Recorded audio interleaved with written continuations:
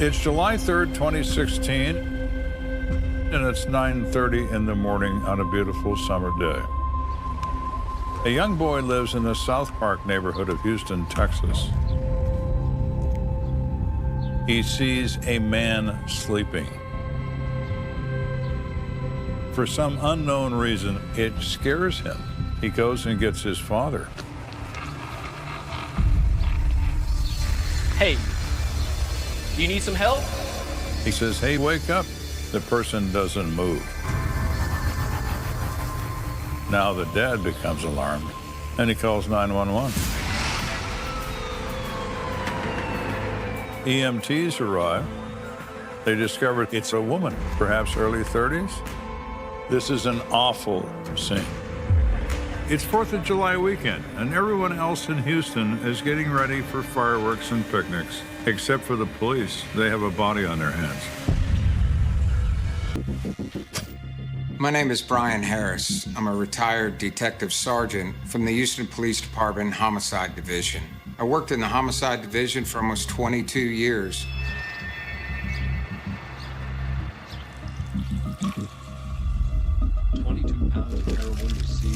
A small amount of cocaine, marijuana, and hashish. It was a Sunday morning. 25 people. I'm sipping my first sips of coffee, Face charges ranging from and sure enough, cell phone went off, and I knew it. This is Harris. Patrol had informed our homicide desk that there was a dead body across from Jones High School, located in southeast Houston.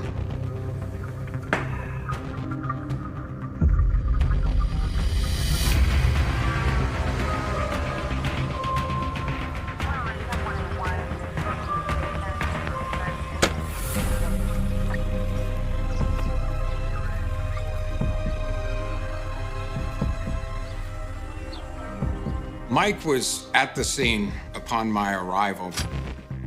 My name is Michael Perez. I've been with the Homicide Division for about 3 months. This would be my first scene as a lead investigator. Mike didn't have a partner assigned to him, so I volunteered until we could get Mike a permanent partner. Brian Harris had a reputation as being a good investigator. I knew that if I asked a question and I thought it was dumb, he wouldn't think it was a dumb question.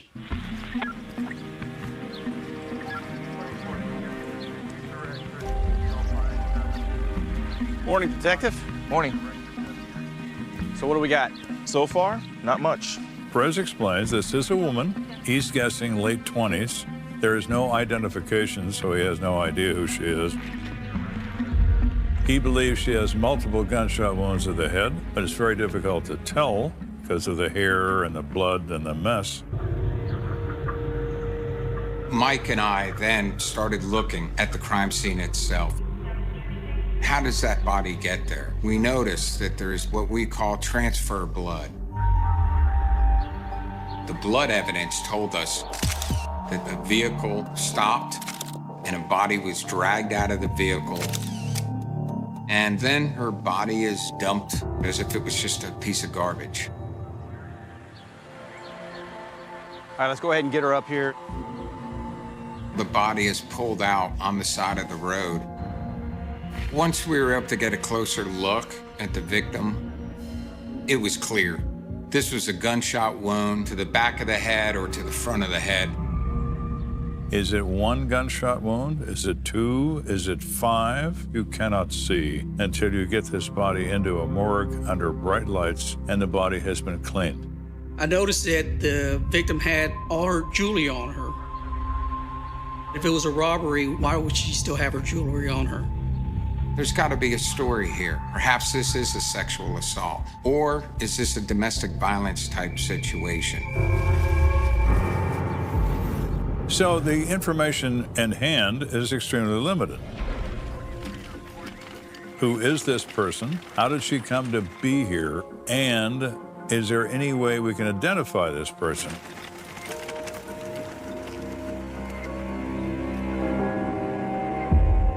The murder scene is right across the street from a high school.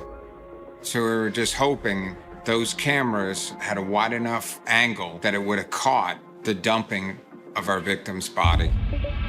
Is that surveillance equipment only on during school hours? Where is it pointed? We want to see that video footage. And if there's nothing to it, well, then there's nothing to it. But there could be something.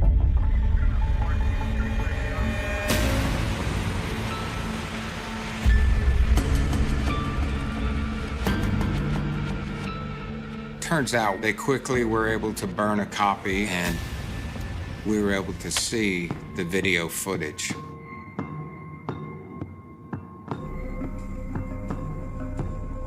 You see two headlights.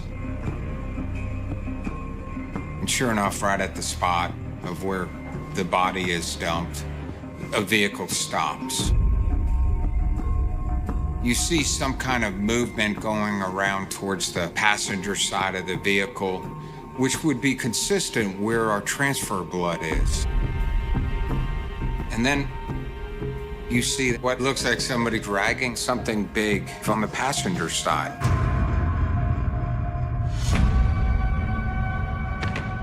There seems to be some kind of movement towards the ditch. And then the vehicle takes off again. It's all making sense. This crime scene's talking to us.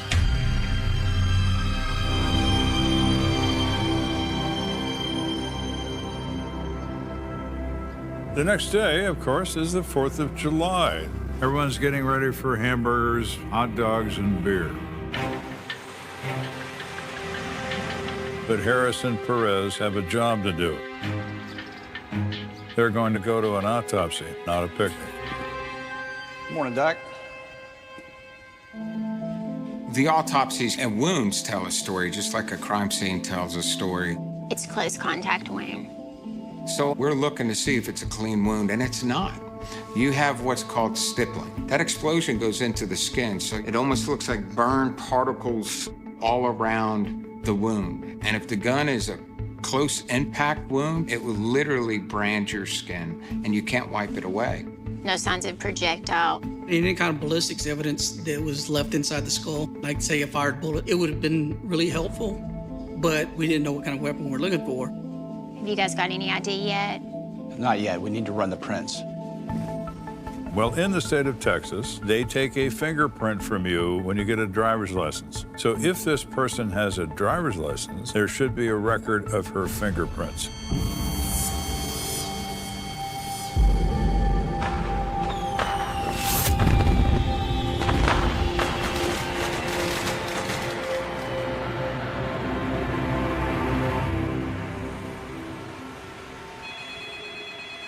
On July 5th, we get the hit on the fingerprints, and events really started to roll very quickly as far as us being able to determine who our victim was. The victim is a 31-year-old female named Kumba Sise. Now, who decided that Kumba needs to go away? Somebody certainly did. One of the first steps is to interview family members, and that was going to be Mike's job. Michael Perez is about to make his first death notification to a family.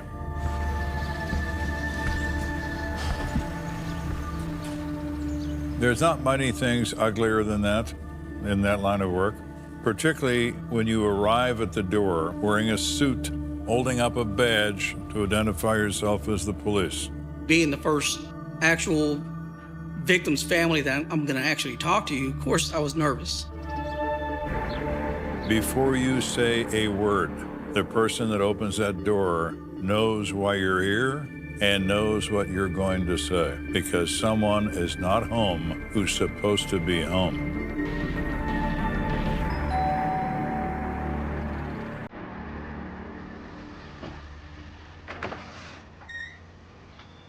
Mr. Cisse? You see it in their face. I saw it there every time. They know this is the moment they've dreaded all their lives. Thank you.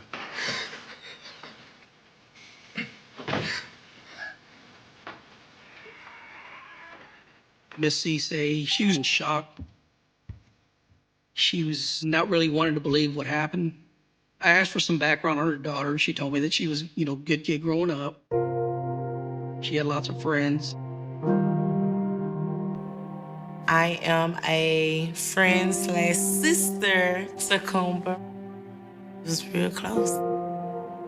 She was a sweet person. She didn't like seeing people down. Didn't have a bad bone in her body. She had great energy, good vibes, and she was on her way to being something. She was good to me. Her parents are immigrants from Sierra Leone in Central Africa, but Kumba was born in the United States. She's going places at her young age and has done very well for herself. Kumba was a mover. She was a shaker, and she was on her path to success. She was modeling, and she had a model career. But she wasn't just satisfied to rest her laurels on being a model. She was working as the host of an internet radio show, and she would interview people on controversial topics and also present independent hip-hop artists to the community. She had ambition, she had dreams. Kumba Cisse seemed to have it going on. She was gonna use that platform to get to where she needed to be. It's pretty obvious that Kumba is a together person. She paints a very different picture than you often see among homicide victims who live a dangerous lifestyle. Kumba does not do that. When was the last time you heard from your daughter? She was here on Saturday. Saturday? Kumba's mother, she had said that Saturday morning at about 11, Kumba showed up. Hey, Mom! David! And was talking about going to a party. It was supposed to be later on that evening, and then Kumba left. Perez asked the family, was there anyone that Kumba was having problems with? As Mike is hearing information from family members, there are a couple of possibilities as far as potential suspects. One being a former boyfriend in which they had a rocky relationship and he was very bitter. His name is David Gabriel, and apparently his relationship with Kumba went south over money. Give me the money. I don't owe you nothing. Leave me alone. Money can be a very powerful motive. Money drives people. All sorts of things come back to money as a very strong motive in violent crime. Is that what happened with Mr. Gabriel? I think we better find out. But before Perez leaves, Kumba's family provides a final critical piece of information. What about her car? You guys found it yet? No, we weren't aware. Can you describe it? Her brother did say that Kumba had a vehicle, the blue Volkswagen Beetle. So now we have a vehicle missing. Now Perez has something he can pursue. Here we have a woman shot to death with a single gunshot wound, and the car's been stolen, perhaps, by the person who shot her. The only thing the video could confirm was that we were dealing with a small, perhaps bubble-shaped type vehicle, the way it was designed, dark in color, but our instinct was telling us, is this a Beetle? Where is that car? Who has it now? Did he kill for it? Well, we're about to see.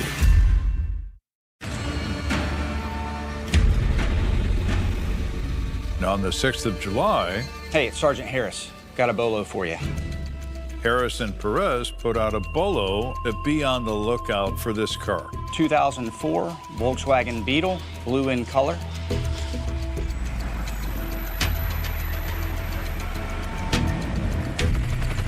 But before the hit comes back on the car, Perez wants to talk to a bitter ex-boyfriend of Kumba, whose name is David Gabriel. Kumba did have an abusive boyfriend, but they broke up. Apparently, Kumba had owed some money. Well, now, come on down, my friend. You are the next contestant on The Murder is Right. I hear that you and Kumba parted on bad terms. He says, I'm sure you're aware that Kumba's been murdered, and it's my understanding that you had a dispute with her over money. It's just a misunderstanding, boy. He says Kumba had her own money, she had her own job, and she would take care of herself. Gabriel says the issue was moot. Well, anybody could say that, so we're going to need some other information, Mr. Gabriel. Where were you on the night this murder occurred? I was outside of town at a house party. Can anybody verify that? Yeah. Gabriel was in front of a couple of dozen witnesses. Perez checks out the alibi, and they all independently confirm that David Gabriel was present all evening at this party. Appreciate you.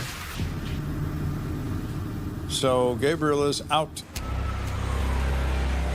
Homicide investigation is a series of challenges, and initially it's often more bad news than good. You cannot lose your resolve. You have to play the game.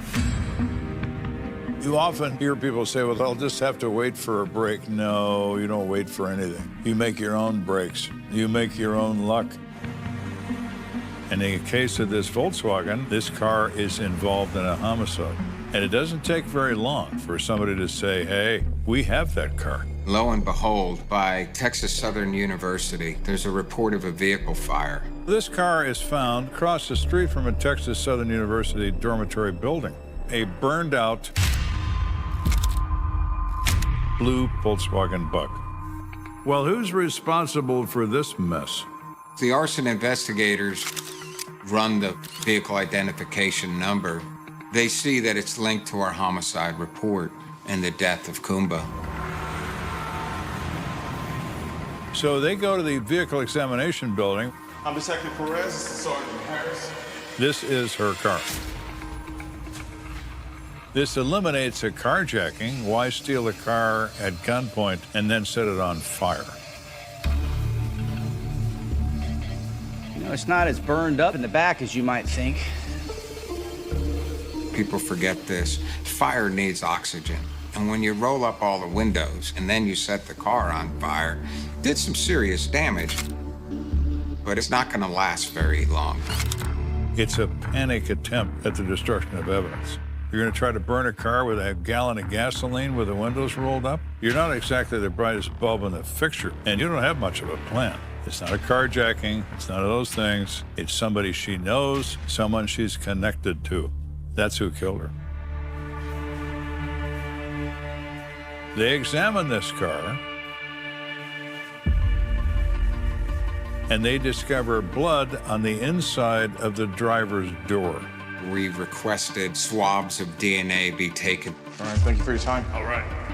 And we're hoping upon hope that at Texas Southern University, perhaps that there's video. So I drove to check the area out where the vehicle was burned.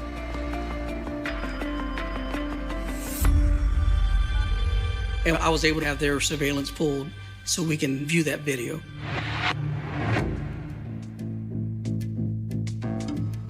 When they review that surveillance footage, someone abandons that Volkswagen Beetle car at 2:07 a.m. on the 4th of July. And in the footage, returns a day later on the 5th of July in the company of someone driving a Buick LeSabre. You see the outline. Clearly, it's the Volkswagen Bug. And then a figure starts rummaging around in that vehicle. The next thing you see is a big flash, a big burst. And then as they're literally running away, and the vehicle is in flames. Who brought that person to that scene? Somebody's helping this killer cover their tracks. Now we have not one, but two mystery players.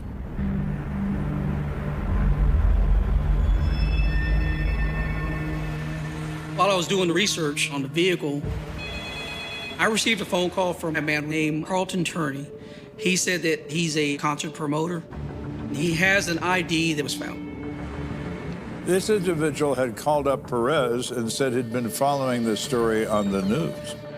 He was putting on a party, and he rented out a warehouse in the southeast side of town. further east of where the body was found. The party was Saturday, July 2nd, the night of the murder. He said it ended about 10:30, 11 o'clock at night.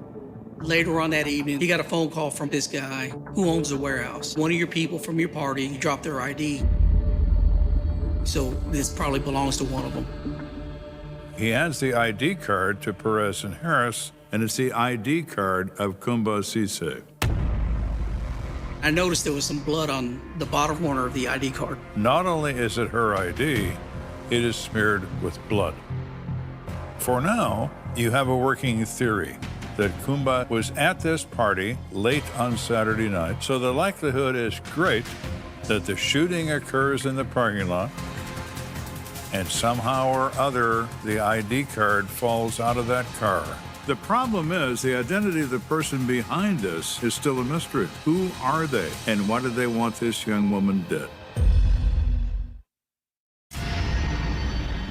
Now, Harris and Perez are convinced that someone Kumba knew killed her. So they're going to focus on who knows her well. They begin by going to the internet radio station Style Radio and speaking to the general manager, a Donald Hilliard. I want to talk to you about one of your hosts, Kumba Sise. Yeah, Kumba. That was my girl. Kumba was well regarded by her boss at that station, Don Hilliard.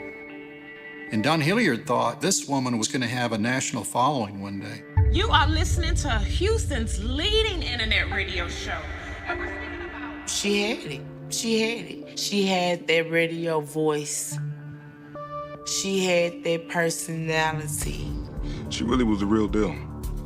Mr. Hilliard explains that Kumba has a boyfriend that on occasion was a co-host with her.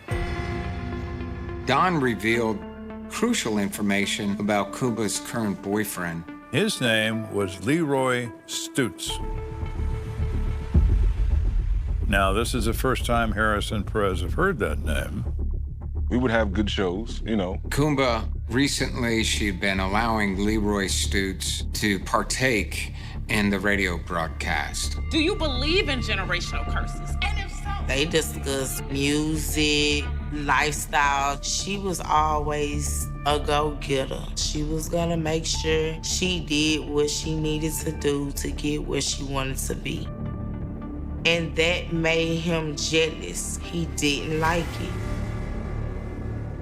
The police learned that Kumba had invited another woman to co-host one of the programs. Yeah, wedges have to go. I keep telling you, Drake loves waffle fries. Does he? And when Stutz found out about this,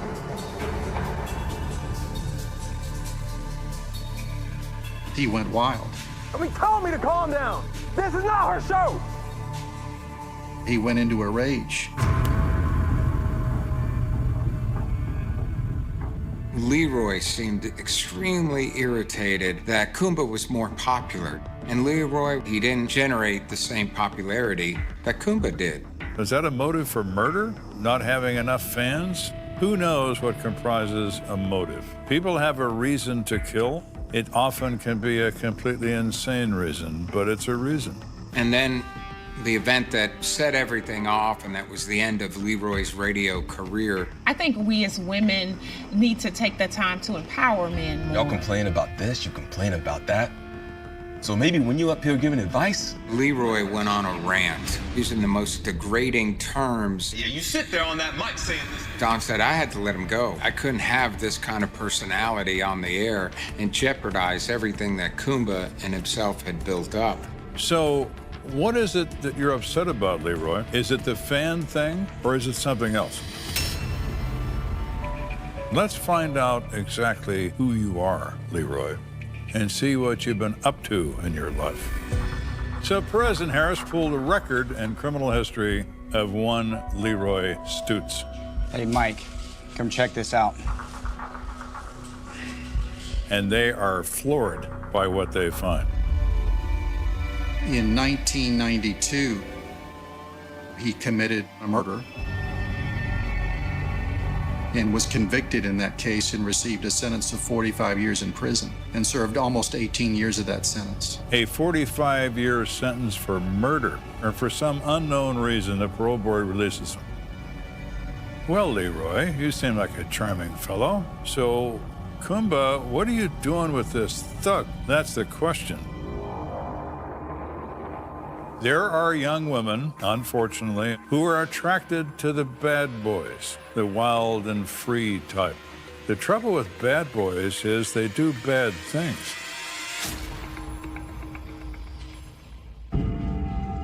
We don't have enough to get a warrant on this guy to even bring him in and talk to him. Right now, everything is just circumstantial. Harris and Perez would like to assemble an affidavit in support of an arrest warrant for Leroy Stutz, but they don't have it. And they know they don't. That's the worst position to be in. So what do? You keep looking, you keep moving forward.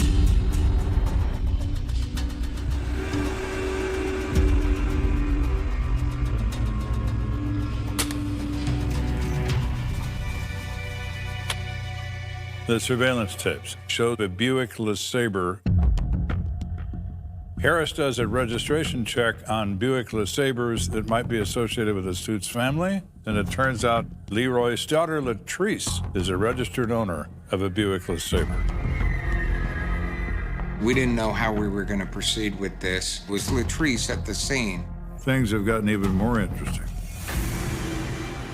Shortly after this point, my phone rings and I get a call. And there's a man on the line named Daryl. Okay. And he sounds very panicked. Daryl identifies himself as Leroy's cousin.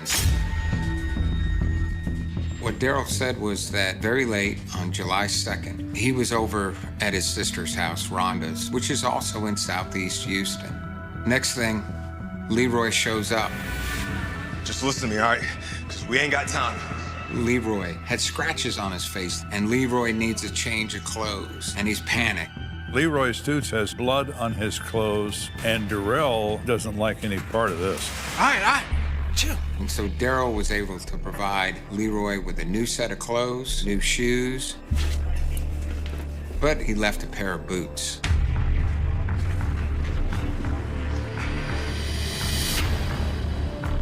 Well, we'll be right over to see you.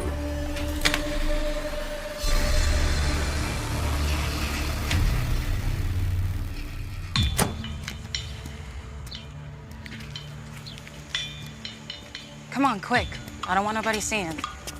And you got to keep in mind, there is a intelligence network in the underground. Who's saying what about whom and who is disloyal to others. They're not interested in helping the police. They're interested in helping the victim. There is a pair of brown polo boots, Yeah, it looks like blood. and I noticed there's blood on the boots. So a remarkable find in terms of evidence to be examined by forensics. Detective Perez now must run forensic tests on a pair of boots that belong to our primary suspect, Leroy Stutz.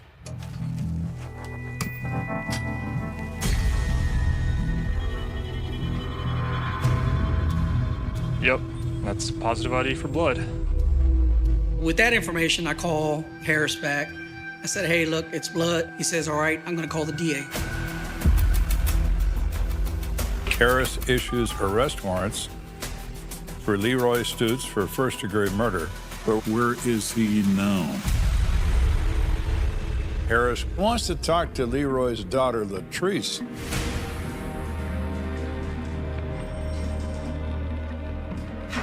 The kind of car that Latrice drives, a Buick, is very similar to the car that we see on the video. What do you have to say about that, Latrice?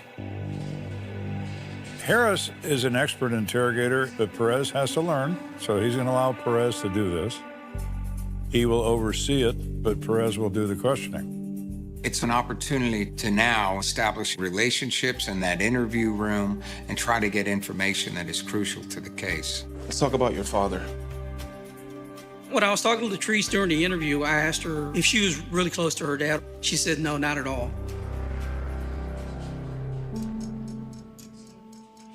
I know what I think, but I want to know I said, he's been away for a long time. Have you tried to get close? Not really. So then I asked her, well, do you think he's capable of hurting somebody? Well, I mean... She says, well, yeah, he can hurt somebody.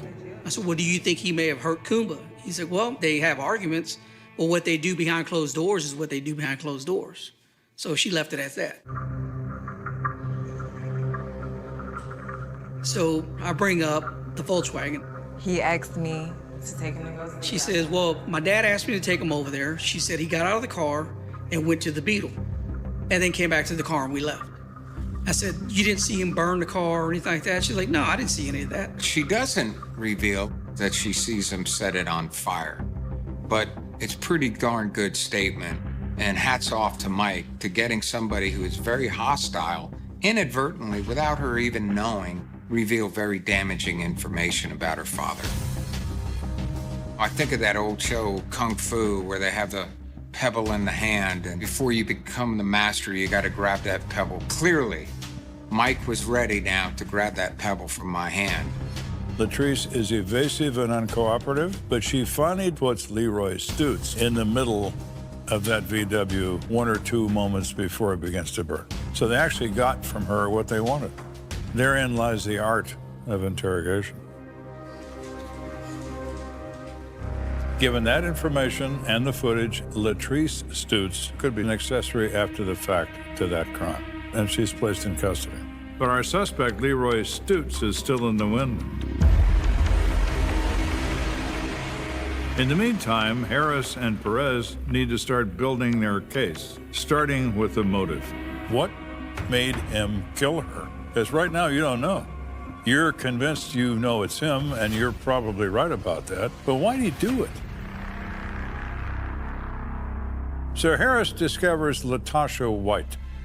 Kumba and her, they were very good friends, and Harris always wondered why Kumba would associate with a criminal like Leroy Stutz. Latasha White provides an answer to that question in the fact that Leroy Stutz lied to her. Originally, he told us the reason he went to jail was because he had did a robbery. He did not tell us that he murdered somebody. Leroy Stutz lied to Kumba, said he'd been in prison, but it was for robbery, and he took the fall for an associate and good friend. Kumba tells her friend, Leroy's not the guy that I thought he was. I gotta find a way out from under this dude. For real, for real. The man told so many lies he couldn't keep up with him. Kumba, she knew Leroy had been to prison, but in the last few days, she finds out it's not robbery or burglary, it's murder. Well, that's pretty powerful. And then I keep hearing about all the stuff that happened in jail with him. Kumba told me, I think he gay. And I was like, what you mean? And she was like, I heard something, I think he gay. There were rumors about Kumba confronting Stutz about his sexual history in prison. So you begin to unravel the onion. You pull away one layer after another. Who are you, Leroy? And what pushed your buttons to the point where your girlfriend wound up dead? We also believe that Leroy's pretty pissed. He didn't like the idea that Kumba was telling people he was sleeping with men. And so he was angry. This was a time bomb ready to explode. When criminals flee, they go to predictable places. Sometimes they go where their money is, their mama is, or sometimes their main squeeze, who might hide them or help them because no one else will. And true to form, so you know, I've just got a couple pairs that I want to get. after a week of searching,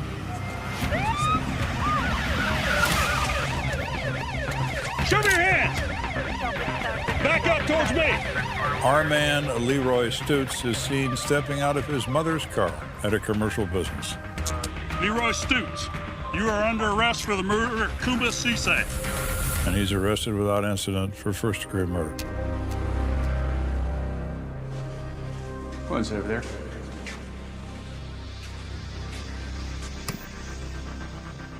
Hi, hey, Leroy. I'm Brian. This is Mike. You did something really, really bad, and you know that I've been doing this game a long time, so I'm not going to waste your time. You're talking to the wrong person about killing Cooper. Well, my, Leroy. Had to go see Mom. Now it's your turn to go see a judge.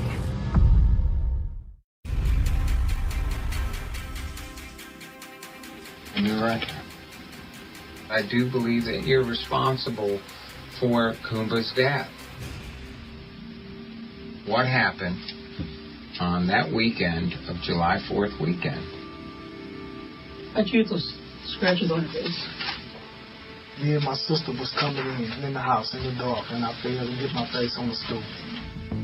Harris is an expert interrogator, but in the case of Mr. Stutes, Harris identifies him as a sociopath, that he has no emotion. So he decides the best thing to do with him is to go directly at him, to lay out the case that he has against him. And he does so bit by bit. I want to share some things with you. We have your boots with the blood on them. How do we explain that? That your DNA is on Kumba's pants and clothing. Let's look at what we have here. We have her car that we found. We have somebody that loves you that admits that they took you to that car. We have your boots. All right? We got video.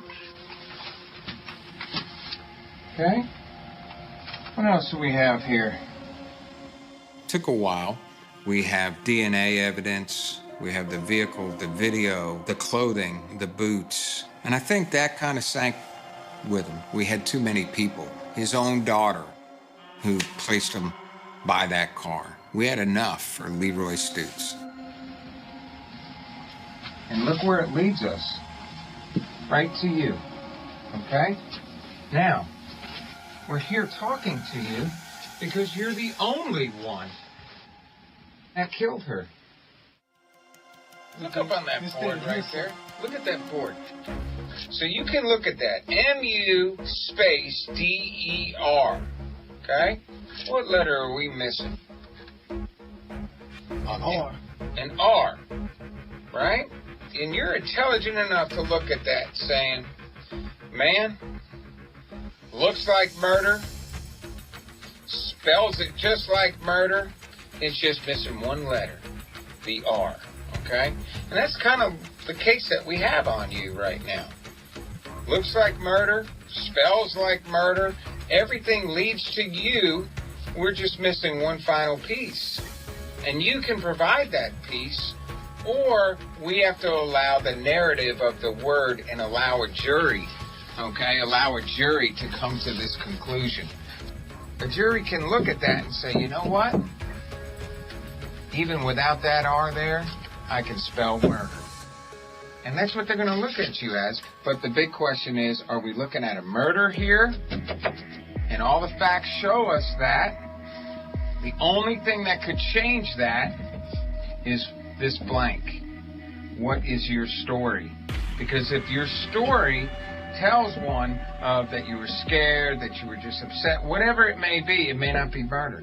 It could be neg ham. It could be criminally negligent. It could be that you go to jail for the murder, but you're able to argue through your defense attorney, self-defense, or whatever it may be. You follow me on that? Yes, sir. I understand exactly what you're saying. Okay? Because you were able to figure out what this word meant with a missing letter. Telling me no matter what, you're gonna fill in the blanks and I'm guilty. That's what you're telling me. You're gonna fill in the blanks. We're gonna leave it the way it is right there, and we're gonna allow a grand jury, we're gonna allow a jury, we're gonna allow a judge, whatever you choose, to listen to the facts that we have, and they're gonna look and say, is this man credible or all these people credible? And then this evidence. And we haven't lied to you at all about any of this stuff. We've been straight up with you. I think y'all really know I didn't do this. Stutes just sits there and looks at him and denies all of it. I didn't do those things. You have to remember that Leroy thinks he's a genius. He thinks he's very clever, and he's covered up all his tracks. He thinks he's smarter than anybody in the room, and he's not as smart as the chair he's sitting in. We believe that, in the end, the following events took place. It's after 11 o'clock on July 2nd. Kumba meets up with Leroy, and she's at this warehouse, a public place where she can have this breakup. Will you stop coming over here thinking we're gonna break up? And she's breaking up with Stutes. She leaves, and I think it's right then and there. She has the argument, and it continues out into the parking lot. I said, yo, hold up. No, go home. Stop! Stop! Give me my purse. Quit playing with me. And I think Stutes grabs her purse, grabs her. Hey, we ain't done. We ain't done. Say we done. We are done. Go home. Like that now? Now you're gonna get now you Stop! Hey, I'm serious. Get in this car. Leroy, stop! Now. And he pulls out a pistol. Leroy, stop! Now, they have a physical fight. Leroy, stop! Why do we know this? Because Stutes in the interview room has scratches above his eye. What I say it is, get inside. Her lanyard somehow falls out. Get inside. And I think he makes her get into the car.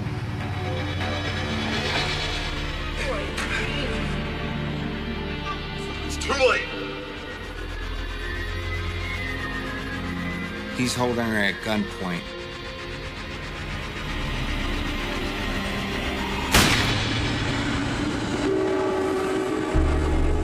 It hits her on the left backside. He stole from the world everything that Kumba could bring to it. It's Kumba who could have done so much with her life.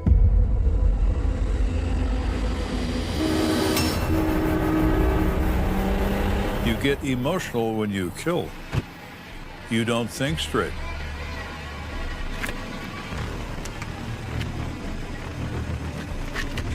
You make 100 mistakes, maybe even 1,000 mistakes.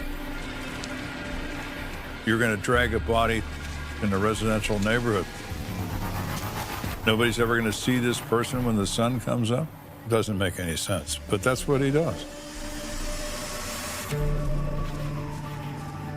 And he gets back in the car and he drives over to Rhonda's house. He asks Daryl for a change of clothes, but he messes up. He leaves his polo boots behind. And then at some point in time, he goes to TSU and he drops off the car. Later on, he contacts his daughter. He wants a ride. And she admits that she's at the TSU campus, puts him with the vehicle. And the only thing she doesn't admit to is seeing him actually set it on fire.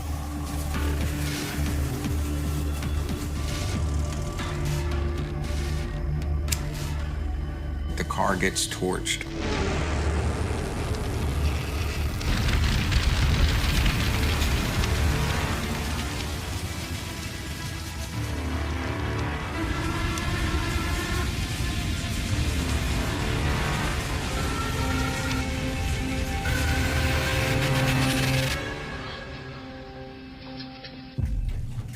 Leroy Stutes goes to trial, pleads not guilty, because, of course, in his mind, he isn't guilty. Someone insulted him. You don't do that, not to him. When the trial is over, the jury finds him guilty unanimously, and he is sentenced to life without parole in the Texas State Penitentiary system, where he remains to this day. A killer, a murderer, a monster. That's what he is, a monster. I just want to say something to Leroy.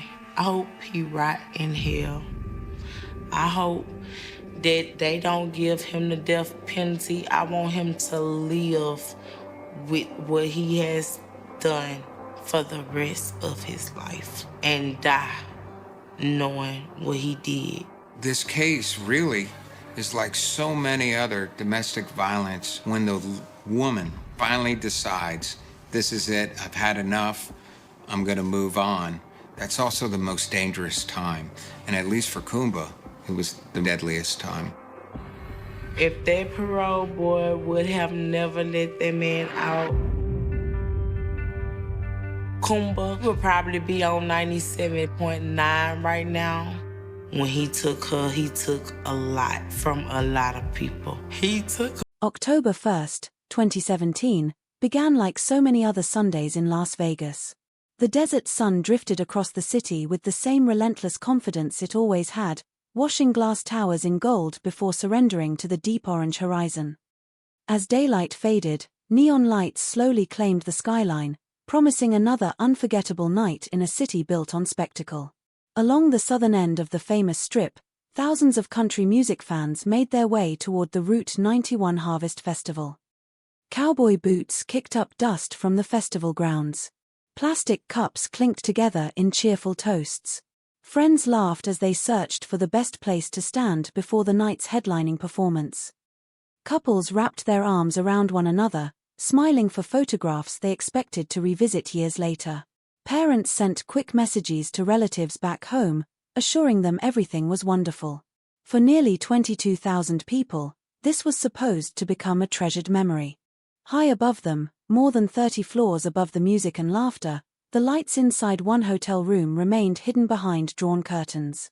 From the ground, there was nothing remarkable about the towering Mandalay Bay Resort. Its bronze-colored windows reflected the final traces of daylight, making the building appear almost peaceful. Guests wandered through the casino below, distracted by ringing slot machines, conversations over dinner, and the familiar rhythm of a city that rarely slept. Elevators carried tourists toward luxury suites. Bellhops rolled luggage across polished marble floors. Somewhere inside the vast hotel, room service trays were delivered, televisions played quietly, and ordinary evenings unfolded without interruption. No one looking up could have imagined that one of those windows concealed enough firepower to transform a celebration into one of the darkest nights in modern American history. History often announces itself with warning signs that become obvious only after everything is over. Before tragedy arrives, those signs usually disguise themselves as ordinary details. A suitcase wheeled through a lobby. An elevator ride lasting less than a minute. A door quietly closing. A hallway remaining silent. Nothing about those moments demands attention until the future forces people to look backward. The Route 91 Harvest Festival had become one of the most anticipated country music events in the United States. Every autumn, fans traveled from across the country to gather beneath the bright lights of Las Vegas. Some came because they loved the music. Others came because it had become an annual tradition shared with lifelong friends. Many had spent months saving money, booking flights, requesting vacation days, and planning every detail. They expected 3 days of concerts, laughter, late-night meals, and stories worth telling long after they returned home. There was something comforting about country music festivals. They felt familiar even to strangers. People who had never met smiled at each other while waiting in line for food. Someone always offered to take a group photograph. Someone always complimented another person's cowboy hat or boots. Conversations started easily between complete strangers because everyone already shared one thing in common: music. It was the invisible thread tying thousands of lives together for one weekend. As darkness settled across the city, the stage lights painted the festival grounds in bright blues, reds, and whites. Massive screens towered above the audience. Performers had spent the evening entertaining a sea of faces stretching almost as far as the eye could see. Every song invited another chorus of voices rising together into the warm Nevada night. Few people paid attention to the skyline anymore. Their eyes remained fixed on the stage. Far above that stage, another scene was unfolding in absolute silence. Several days earlier, a 64-year-old retiree named Stephen Paddock had checked into Mandalay Bay. On the surface, there was little about him that immediately drew suspicion. He was not known publicly for extremist beliefs. He had no criminal history suggesting the scale of violence that would later unfold. He had spent years working as an accountant before becoming financially comfortable through real estate investments. Friends and acquaintances described a man who often preferred solitude. He was known to gamble heavily, spending countless hours inside casinos that lined the Las Vegas Strip. He blended into the background with unsettling ease. Hotels in Las Vegas welcome millions of visitors every year. Guests arrive carrying luggage of every shape and size. Suitcases roll endlessly across casino floors from sunrise until long after midnight. One more guest checking into a luxury hotel hardly deserves a second glance. That anonymity became one of the most chilling elements of everything that followed. Inside his hotel suite, luggage gradually accumulated over several days. To anyone passing through the hallway, it appeared entirely ordinary. Travelers often bring multiple bags. Convention attendees carry equipment. Families arrive with enough belongings for extended vacations. Nothing about several suitcases entering a hotel automatically signals danger.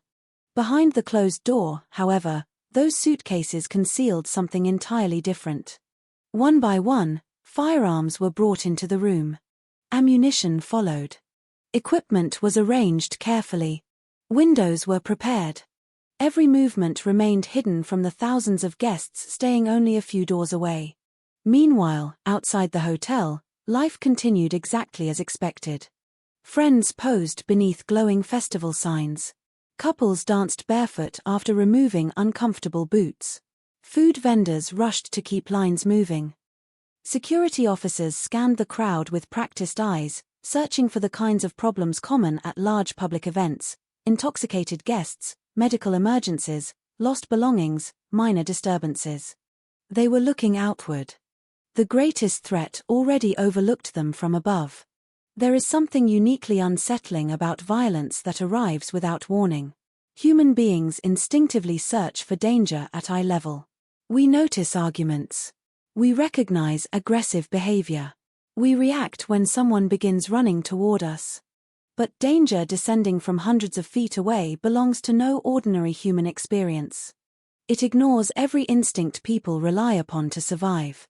At approximately 10 o'clock that evening, country star Jason Aldean prepared to perform the final set of the festival. The atmosphere reached its emotional peak. Thousands of phone screens floated above the audience, recording moments destined for social media and family albums. Voices joined together as familiar lyrics echoed across the open air. The energy felt almost tangible, as though happiness itself had settled over the crowd. No one knew that only minutes remained before everything changed. Inside the hotel room, preparation was complete. The distance between the shooter and the audience stretched across hundreds of yards, yet from above the festival grounds resembled a tightly packed sea of movement. Bright lights illuminated the crowd with startling clarity. Every song drew people closer together instead of farther apart. Every chorus encouraged thousands to remain exactly where they were. The setting designed for celebration also made escape unimaginably difficult. Outside, the warm desert air carried music across Las Vegas Boulevard. Inside the hotel room, silence remained almost absolute. It is tempting, years later, to imagine there must have been one final opportunity for someone to notice something was wrong. One unusual sound. One suspicious conversation. One employee pausing long enough to ask an extra question. Investigators would later examine countless hours of surveillance footage, interview witnesses, reconstruct timelines minute by minute, and analyze every known movement leading up to the attack. Those efforts revealed extensive planning, yet they did not uncover the dramatic warning that people often expect after tragedies of this magnitude. Instead, they found something far more disturbing. Ordinary moments. A man entering elevators. Luggage carts moving through hallways. Hotel guests walking past one another without exchanging more than a polite glance. The terrifying reality was not that obvious warnings had been ignored. It was that the warning, if it existed at all, looked almost exactly like everyday life. Below, another song began. People sang with their friends. Some wrapped their arms around spouses. Others stood on tiptoe trying to see the stage above the crowd. A young couple kissed while someone nearby laughed at a joke already forgotten by history. Ice melted inside plastic cups. Camera flashes sparkled across thousands of smiling faces. Every heartbeat belonged to someone expecting tomorrow. Not one person standing on that festival ground understood that they were already part of a story that would soon be remembered around the world, a story that investigators would spend years trying to fully understand, and one that, despite thousands of pages of evidence, countless interviews, and one of the largest criminal investigations in recent American history, would still leave behind a question with no clear answer. Then, at 10:05 p.m., the silence inside room 32 to 135 ended. The first burst lasted only seconds. For many in the crowd, it did not sound like gunfire. The rhythm was too fast, too mechanical, almost unreal against the backdrop of electric guitars and amplified vocals. Some people turned toward the stage, assuming a speaker had blown. Others laughed uneasily, believing fireworks had gone off somewhere behind them. A few raised their phones even higher, continuing to record, convinced the strange noise was part of the performance. The music did not stop immediately. Neither did the applause. Confusion has a peculiar way of delaying fear. The human mind resists accepting the impossible, especially when surrounded by celebration. It searches desperately for ordinary explanations because ordinary explanations are comforting. But the second burst arrived before the first could be explained. This time, the sound rolled across the festival grounds like an unforgiving wave, longer, louder, impossible to mistake for anything else. The rapid crack of rifle fire echoed against the glass towers of the Las Vegas Strip. Metal barricades rang as bullets struck them. Dust erupted from the ground. Lights swung wildly as startled technicians looked for the source of the chaos. The music stopped. Not gradually. Instantly. For one suspended heartbeat, thousands of people stood frozen, each waiting for someone else to explain what was happening. No explanation came. Instead, screams broke through the silence. A woman dropped her phone without realizing it. Somewhere nearby, a cowboy hat drifted onto the ground, disappearing beneath hundreds of running feet. Plastic drink cups burst open as people collided with one another, ice scattering across the dirt. Folding chairs overturned. Bags, jackets, and souvenirs were abandoned where they fell. The festival that had moments earlier felt like a place of warmth and belonging transformed into something unrecognizable. No one knew where safety was. No one even knew where the danger was. The shots were coming from high above, from a place almost impossible for anyone on the ground to identify in those first terrifying moments. People instinctively looked toward the stage because that was where their attention had been all evening. Others searched behind them. Some crouched low, believing the gunfire had erupted nearby. Almost nobody looked 32 floors into the night sky. The distance concealed the shooter. The darkness concealed the window. And uncertainty multiplied every second. Parents reached desperately for their children. Friends screamed one another's names until their voices disappeared beneath the growing panic. Some people dropped flat onto the ground, hoping the darkness would hide them. Others sprinted without direction, driven by the oldest instinct of all, the need to survive. In the middle of the confusion, acts of extraordinary courage began to appear. A man who had been dancing moments before threw himself over his wife as another volley erupted overhead. A stranger grabbed the arm of an elderly woman who had fallen and pulled her toward a nearby barrier. Two off-duty nurses, still unable to understand exactly what was happening, knelt beside an injured concertgoer instead of running away. Security staff who had no clear picture of the attack moved into danger because frightened people were moving the other way. Heroism rarely announces itself. It often begins with a single decision made in less than a second. Help them.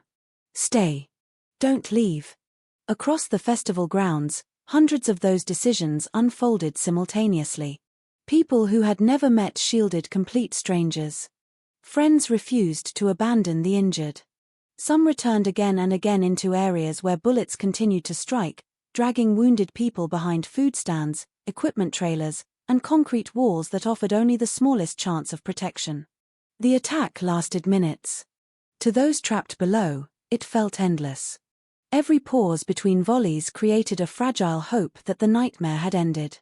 Then another burst shattered that hope. Every new round of gunfire sent people scrambling once again, changing direction, abandoning cover that no longer felt safe, searching for exits already overwhelmed by thousands trying to escape at once. The festival grounds became a maze of uncertainty. Dust filled the air. People stumbled over abandoned chairs, fencing, and one another. Some climbed over barriers never meant to be climbed. Others crawled beneath vehicles parked nearby. Many simply ran wherever there was space to run. Beyond the concert venue, confusion spread rapidly across the Las Vegas Strip. Hotel guests heard what sounded like sustained automatic gunfire but could not determine its origin. Drivers slowed abruptly. Pedestrians ducked behind parked cars. Emergency dispatch centers began receiving a flood of frantic calls, each describing events from a different perspective. Some callers believed there were multiple shooters. Others reported explosions. Many could offer only one desperate message. People were being shot. Police officers already assigned to the festival moved immediately toward the chaos, even before they fully understood what they were facing. Additional units raced toward the scene from across the city, lights flashing through crowded streets packed with weekend traffic. Dispatchers struggled to organize information arriving faster than anyone could process it. The reports did not fit together. Different witnesses pointed in different directions. Every second introduced new uncertainty. In crises of this scale, information often travels more slowly than fear. Rumors spread almost instantly. Facts do not. Officers entering the festival encountered scenes that defied expectation. Injured people lay scattered across open ground while others desperately attempted to stop bleeding with shirts, jackets, towels, anything they could find. Medical personnel who had prepared for dehydration, sprained ankles, and ordinary concert injuries suddenly found themselves treating catastrophic trauma on an overwhelming scale. Stretchers quickly became insufficient. Pickup trucks, golf carts, police vehicles, and even shopping carts were used to move the wounded. Every available resource became part of an improvised rescue effort. Hospitals across Las Vegas began receiving emergency notifications. Doctors who had expected an ordinary Sunday evening found operating rooms filling with patients before complete details of the attack had even reached them. Nurses hurried through corridors preparing equipment. Blood banks activated emergency protocols. Surgeons worked continuously, moving from one operation to another with scarcely enough time to remove their gloves. Outside emergency departments, families searched desperately for information. Phones rang unanswered. Text messages remained unread. Calls went directly to voicemail.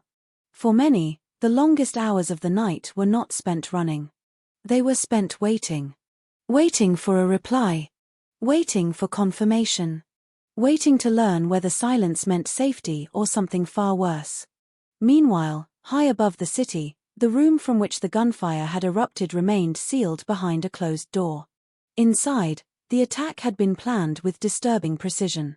Firearms had been positioned in advance. Thousands of rounds of ammunition were available. Cameras had been installed outside the suite, allowing the shooter to monitor the hallway and delay any attempt by law enforcement to approach unnoticed. Each detail reflected preparation. Yet even after investigators later reconstructed the room piece by piece, one question remained stubbornly unanswered. Why? It is a question that has echoed through every discussion of the Las Vegas shooting since that night.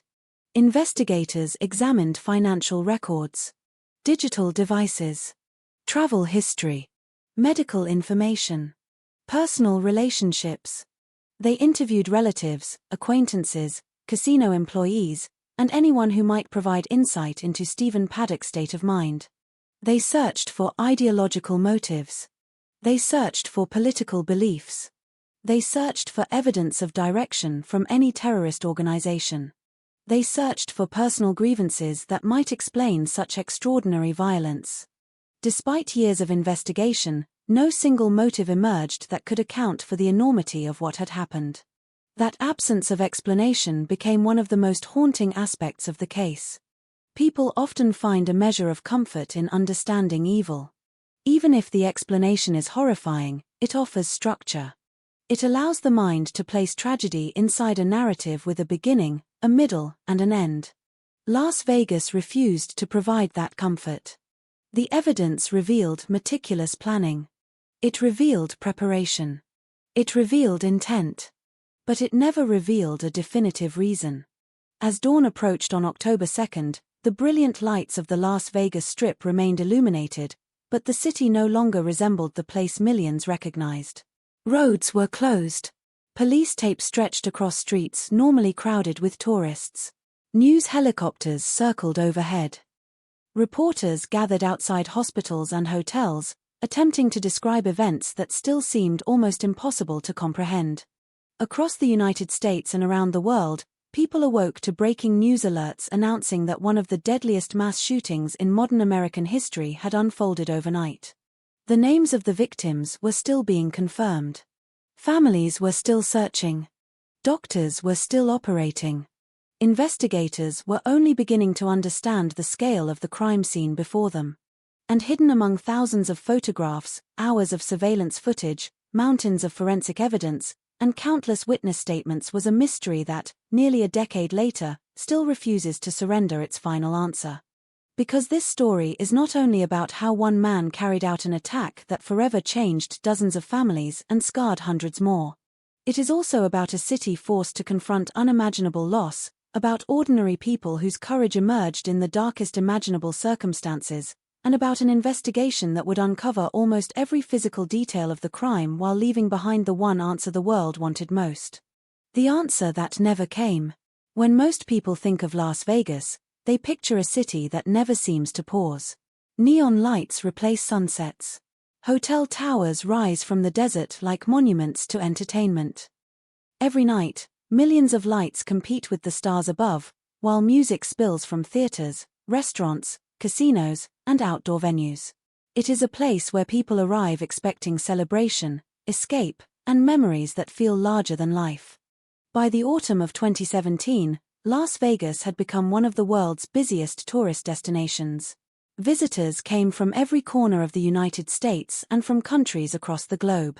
Some celebrated weddings. Others marked retirements, birthdays, anniversaries, or reunions. Many simply wanted a weekend away from ordinary routines. The city welcomed them all with the same promise: whatever brought them there, they could leave everyday life behind for a few days. At the southern end of the Las Vegas Strip stood Mandalay Bay Resort and Casino. Its bronze-colored exterior reflected the desert sun during the day and the glow of surrounding lights after dark. Like many of the city's large resorts, it contained far more than hotel rooms. Restaurants, convention spaces, entertainment venues, gaming floors, retail shops, and thousands of employees operated around the clock. Every hour, guests arrived carrying luggage while others checked out to catch flights home. The constant movement of people made routine activity almost invisible. Across the street from the resort was the venue for the Route 91 Harvest Festival, an annual country music event that had become one of the most popular festivals of its kind in the United States. For many attendees, returning each year had become a tradition. Friends reunited after months apart. Families planned vacations around the event. Couples celebrated milestones together. The festival represented far more than a concert. It was a gathering built around music, community, and shared experiences. Country music festivals often create an atmosphere unlike many other live events. People who have never met begin conversations while waiting in line for food or merchandise. Strangers compliment each other's boots or hats. Groups invite newcomers to join photographs. The sense of familiarity develops quickly because everyone has arrived with the same purpose: to enjoy the music and the company of others. The 2017 festival followed that familiar pattern. Performances stretched across several days, featuring well-known artists and attracting tens of thousands of fans. Food vendors, medical teams, private security personnel, and event organizers had spent months preparing for the crowds. Planning focused on weather, logistics, traffic management, and the kinds of medical issues common at large outdoor gatherings. Like organizers of countless public events across the country, they prepared for foreseeable challenges. What unfolded on the final night was beyond those expectations. The people attending the festival came from remarkably different backgrounds. Teachers stood beside construction workers. Nurses watched performances alongside military veterans. Newly married couples shared space with lifelong friends who had attended previous festivals together. Some visitors had driven only a few hours from neighboring states. Others had crossed the country to be there. Many had carefully saved money for months to make the trip possible. What united them was not where they came from or what they did for a living. It was the expectation that they would return home with stories about music, laughter, and time spent with the people they loved. Understanding that ordinary expectation is essential to understanding the human impact of what followed. The significance of the event cannot be measured only by casualty figures or investigative reports. Every person present had arrived believing they were participating in a celebration. Within minutes, many would instead find themselves making life or death decisions, helping strangers, searching for loved ones, or providing emergency care before professional responders could reach the scene. The events of October 1, 2017, would change hundreds of individual lives in different ways. Some families lost parents, children, spouses, or close friends. Others carried physical injuries that required years of treatment. Thousands more left with psychological wounds that would remain long after the physical evidence had been cleared away. The story of that night is therefore not only the story of a crime. It is also the story of a community confronted by extraordinary tragedy and of the many acts of courage, compassion, and resilience that emerged in its aftermath. In the days leading up to October 1, life across Las Vegas followed its familiar rhythm. Hotels welcomed a constant stream of visitors, convention halls hosted business events, and casinos remained active around the clock. Employees worked shifts that rarely attracted attention precisely because they were so routine. Front desk staff checked guests in and out. Housekeepers moved from room to room. Security personnel monitored cameras, assisted visitors, and responded to ordinary incidents that occur every day in a resort serving thousands of people. Against that backdrop, one guest checked into Mandalay Bay.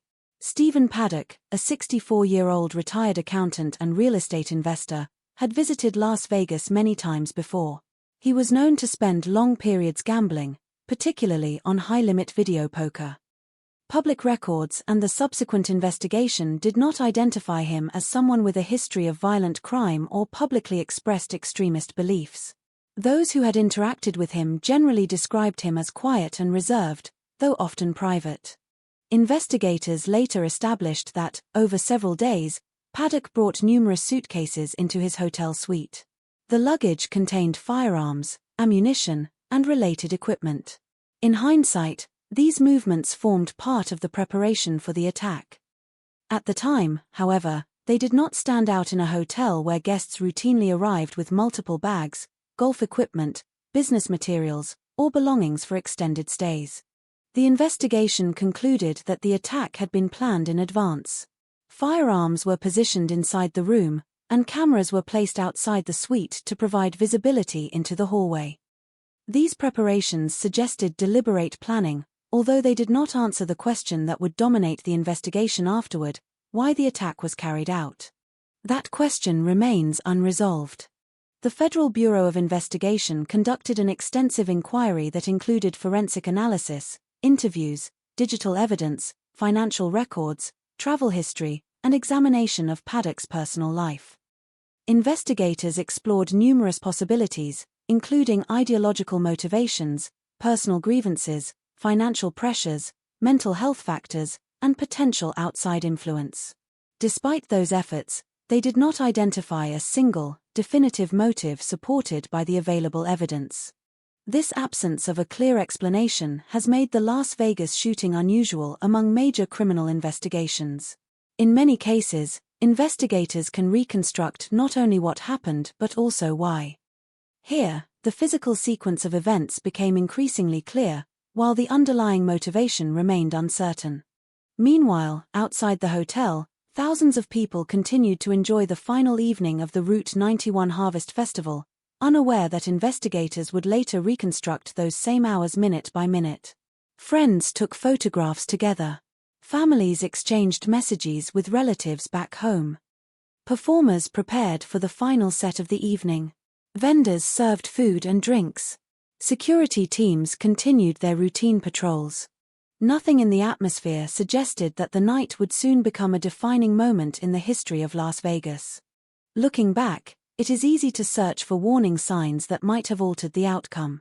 Investigators carefully examined timelines, surveillance footage, witness statements, and hotel procedures to determine whether there had been opportunities to intervene earlier. Their findings contributed to discussions about hotel security, emergency response, and public event preparedness. Those discussions have influenced planning for large gatherings in the years since, even as experts acknowledge that preventing every form of targeted violence remains an immense challenge. Understanding this context is important because the story extends beyond the actions of a single individual. It encompasses the work of first responders, medical professionals, investigators, survivors, and families whose lives were permanently changed. Their experiences shaped the national conversation that followed about emergency preparedness, victim support, trauma recovery, and public safety. As the sun set over the Nevada desert on October 1, 2017, those broader questions were still in the future. For the people gathered at the festival, the evening was simply nearing its finale. They expected the last performance to be the final memory they would take home from Las Vegas. Instead, within minutes, their lives and the city itself would be divided into two distinct chapters: everything before that night and everything after it. As investigators later reconstructed the timeline, one theme appeared again and again: ordinary routines. Hotel employees were performing familiar tasks.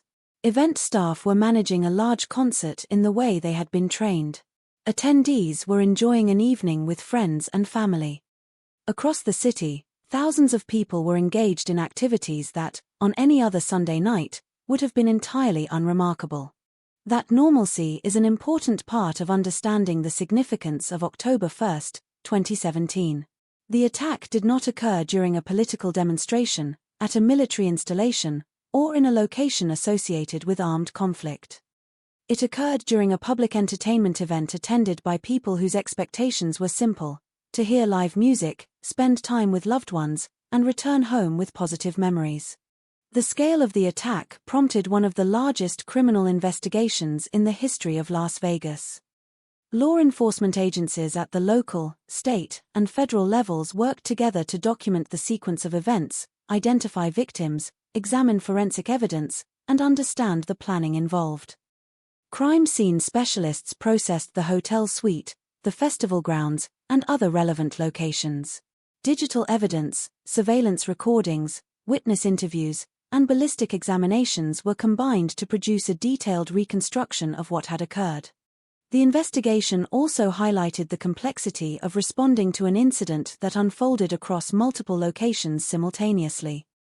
Officers were required to locate the source of the gunfire while emergency medical personnel treated hundreds of injured people and hospitals coordinated a citywide response.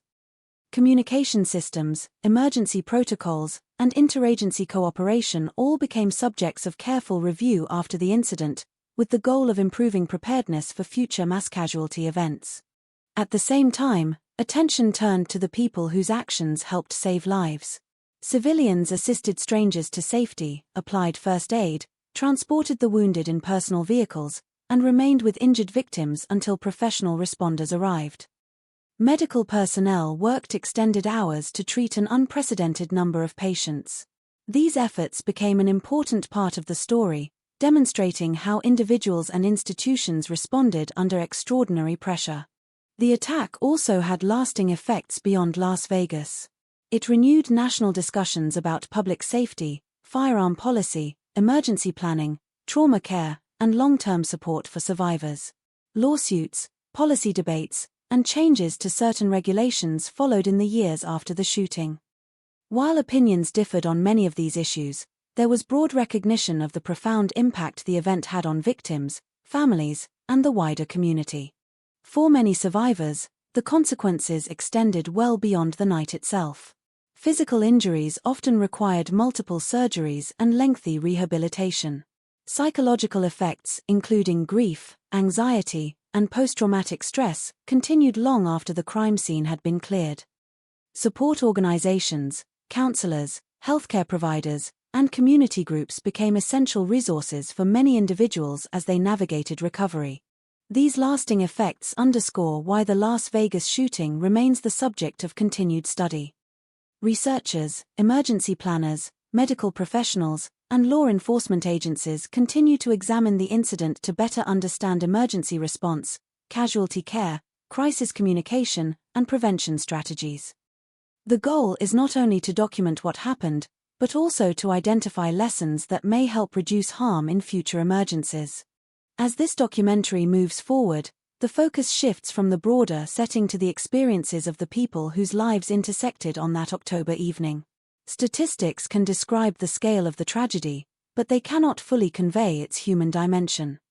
The next chapter turns to those individual stories, people who traveled to Las Vegas for music, companionship, and celebration, unaware that they would become part of a historic event remembered for entirely different reasons. Long before their names appeared in news reports, they were simply people living ordinary lives. Some were parents who had spent years putting everyone else's needs before their own and had finally planned a weekend away. Others were newly married couples beginning a new chapter together.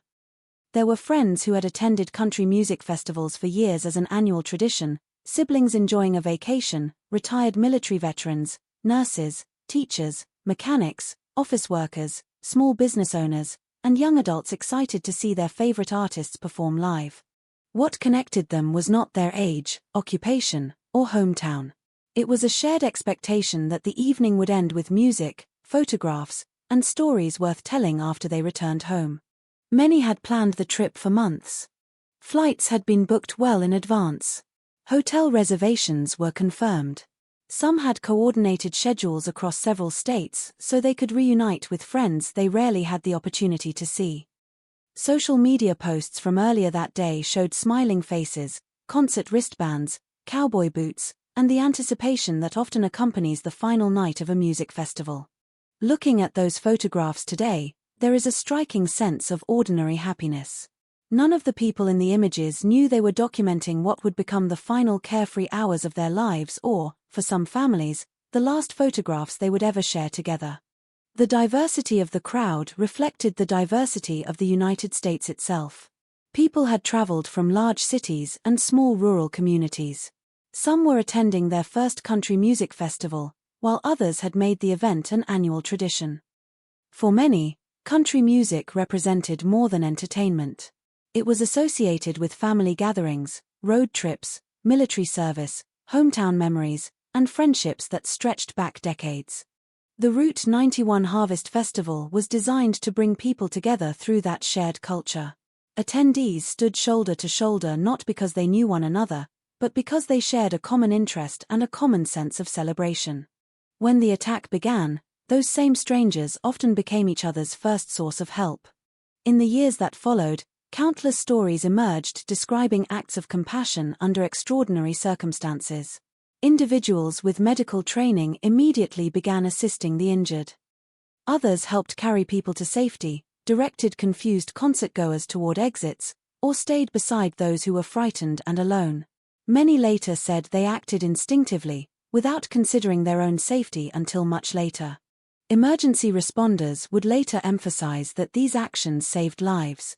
In mass casualty incidents, the first assistance often comes not from professionals but from the people already present. Friends helped friends. Strangers helped strangers. Small acts of courage, repeated hundreds of times across the venue, became an important part of the night's legacy. For the families waiting at home, the experience unfolded differently. Many first learned that something was wrong through television broadcasts, breaking news alerts, or messages from friends. Phone calls went unanswered. Text messages showed as delivered but received no reply. As information slowly became available, uncertainty became one of the most painful parts of the night.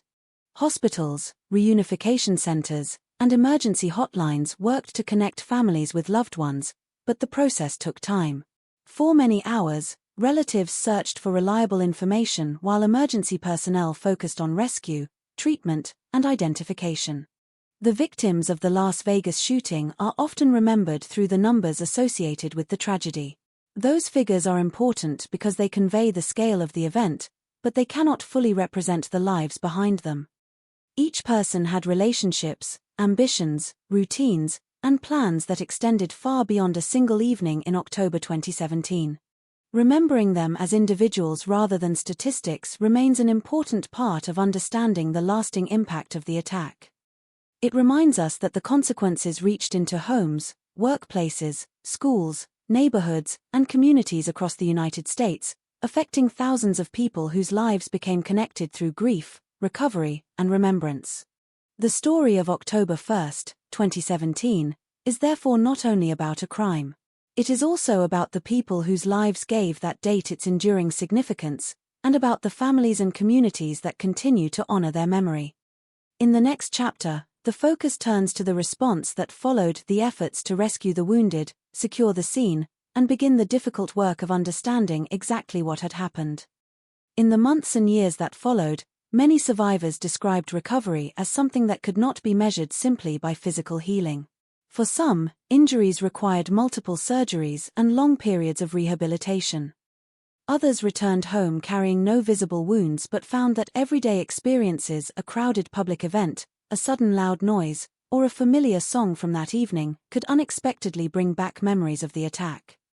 Mental health professionals who worked with survivors emphasized that recovery looked different for every individual, and that there was no single timeline for processing trauma. Communities across the United States also felt the impact. The people who attended the Route 91 Harvest Festival had come from numerous states, meaning the effects of the attack reached far beyond Las Vegas. Local communities organized blood drives, memorial services, fundraising efforts, and long-term support for injured survivors and the families of those who were killed. Employers, schools, churches, and community organizations provided practical assistance and spaces for people to grieve together. Many families chose to remember their loved ones by focusing on how they lived rather than on how they died.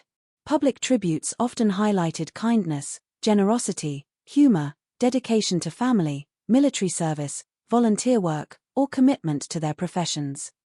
These remembrances reflected an important principle shared by many survivors and relatives: the victims should be remembered for the fullness of their lives, not only for the tragedy that brought their names into the public eye.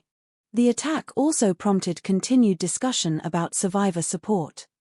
Researchers and healthcare professionals have since studied the long-term effects of mass casualty incidents, emphasizing the importance of accessible mental health care, rehabilitation services, peer support networks, and sustained assistance for families. These lessons have informed planning for future emergency responses and reinforced the need to consider recovery as a process that extends well beyond the immediate aftermath of an incident. Today, annual memorial events and moments of remembrance continue to honor those affected by the Las Vegas shooting. They serve not only as occasions to reflect on lives lost, but also as opportunities to recognize the resilience of survivors, the dedication of first responders and medical professionals, and the communities that came together in the face of extraordinary loss.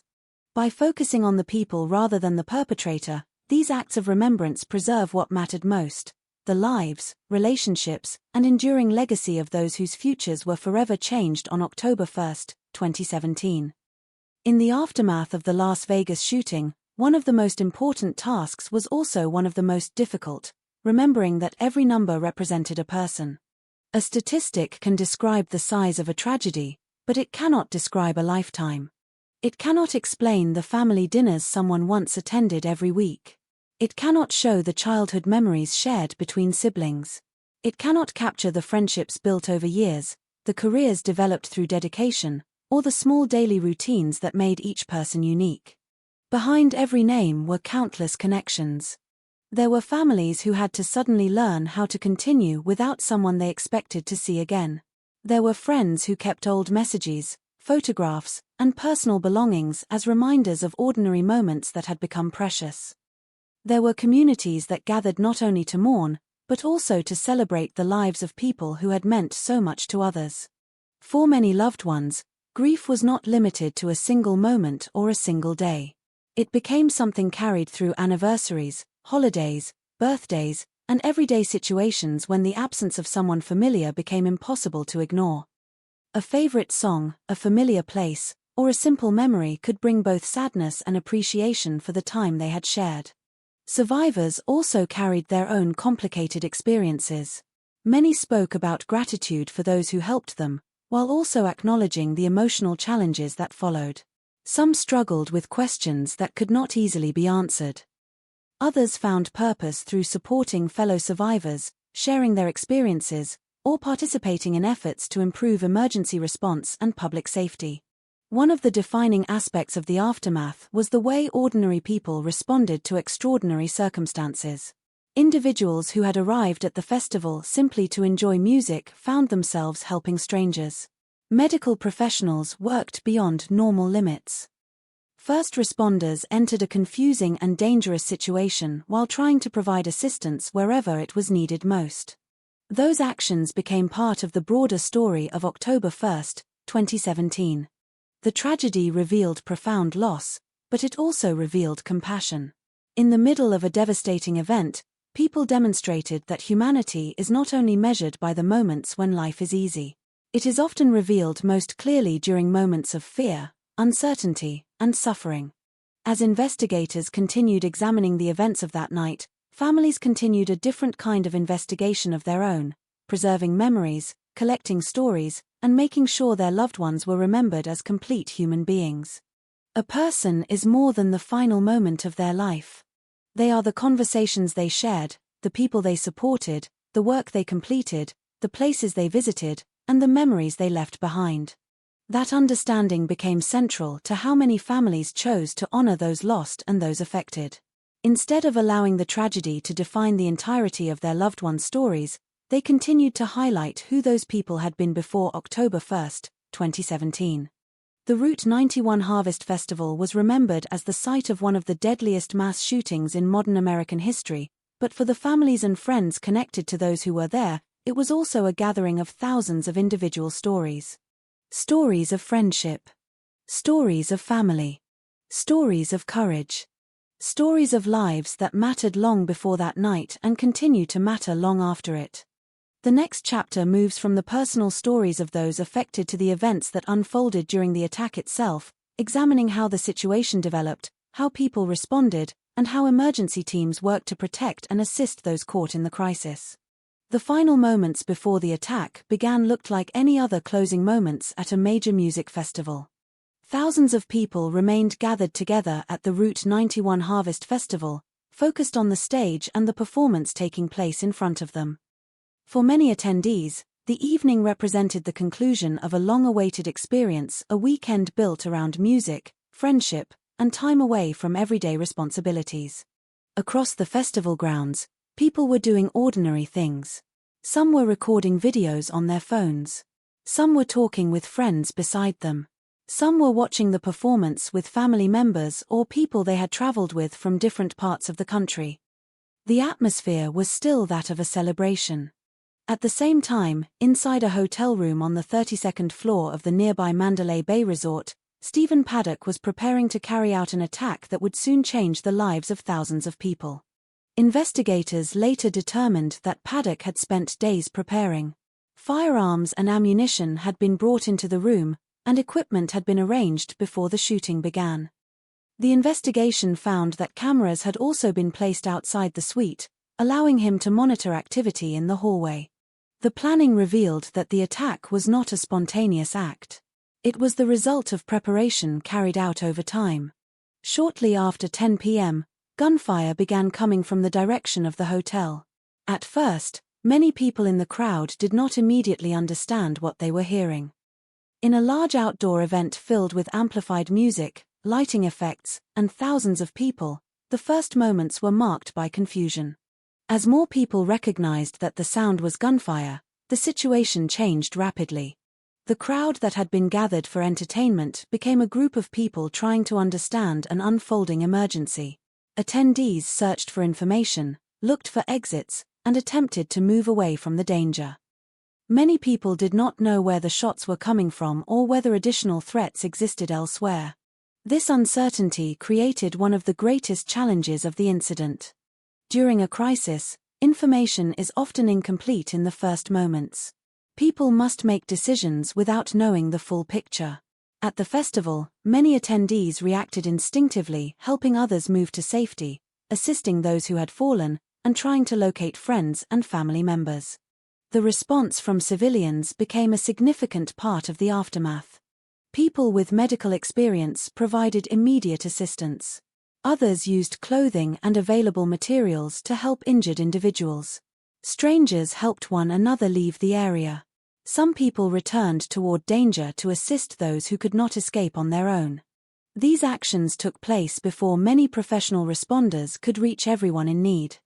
Within minutes, law enforcement officers and emergency personnel began responding to reports of an active shooter.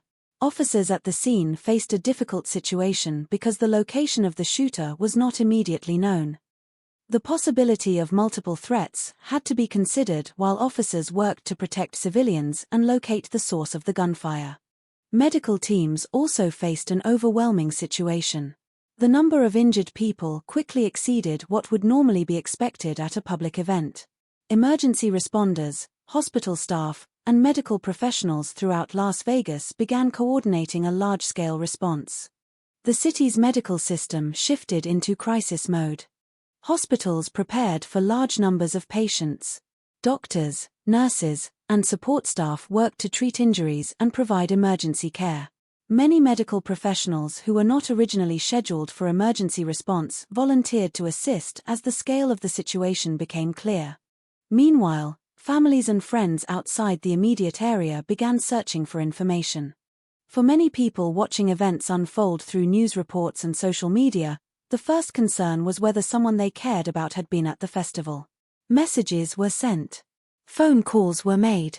Online searches for missing friends and relatives began. In the hours that followed, uncertainty became one of the most painful experiences for many families. Before names could be confirmed and information could be verified, countless people waited without knowing whether their loved ones were safe. The attack lasted approximately 10 minutes, but its effects continued long after the gunfire stopped.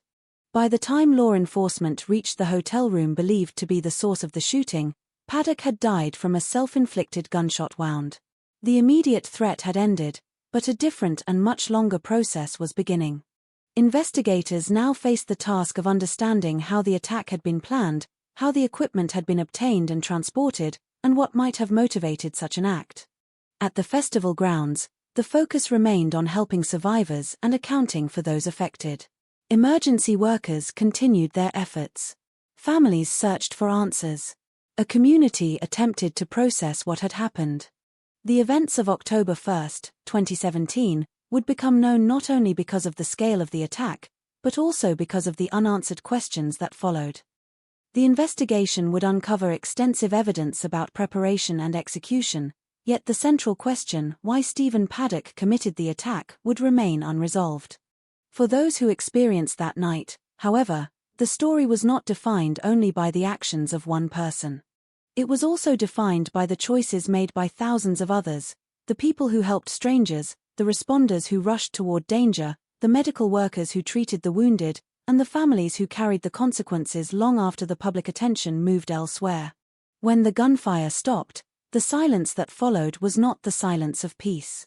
It was the silence of people trying to understand what had just happened. Across the festival grounds, thousands of individuals were left facing the same impossible question. Was it over? Were they safe? Who had been hurt? Who was missing? The human brain searches for order after sudden chaos. People looked around for familiar faces. Friends called out names. Strangers asked one another if they needed help. Some attendees moved away from the area as quickly as they could, while others stayed behind because someone beside them needed assistance. The immediate aftermath became a race against time. Emergency responders entered an environment where information was constantly changing. They had to balance multiple priorities at once, identifying remaining threats, helping injured civilians, creating safe evacuation routes, and coordinating with other agencies arriving at the scene. For many officers and medical personnel, the scale of the situation was unlike anything they had previously encountered. The festival grounds had been designed for celebration, not for a mass casualty emergency. Areas that had recently held crowds of people enjoying music were now being transformed into places where first aid was provided and evacuation efforts were organized. The response depended not only on official emergency systems but also on the actions of ordinary people who were already there. Some attendees used their own vehicles to transport injured individuals when ambulances could not immediately reach everyone. Others helped guide people away from danger. Many stayed with injured strangers, offering reassurance during moments of extreme uncertainty. In disasters of this magnitude, the first minutes are often shaped by people who never expected to become part of a rescue effort. They were concert-goers, tourists, workers, and visitors. They had arrived carrying phones, cameras, and festival memories. They left carrying the responsibility of helping others survive. As emergency calls continued, law enforcement worked to determine the location of the shooter. Early reports were complicated by the confusion of the scene. Witnesses described what they had experienced from different locations, and initial information did not always provide a complete picture. Officers had to consider the possibility of additional threats while moving through a crowded area filled with frightened civilians. The investigation into the source of the gunfire quickly became a priority. Determining where the shots originated was essential not only for stopping the attack but also for preventing further casualties. Eventually, authorities identified the source as a room on the 32nd floor of Mandalay Bay. Officers moved toward the location while the festival grounds continued to be secured and evacuated. Inside hospitals throughout Las Vegas, another chapter of the emergency response was unfolding.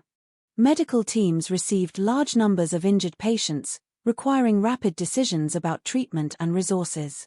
Doctors, nurses, emergency workers, and hospital staff worked together under extraordinary circumstances. For some healthcare workers, the night became a defining moment in their careers.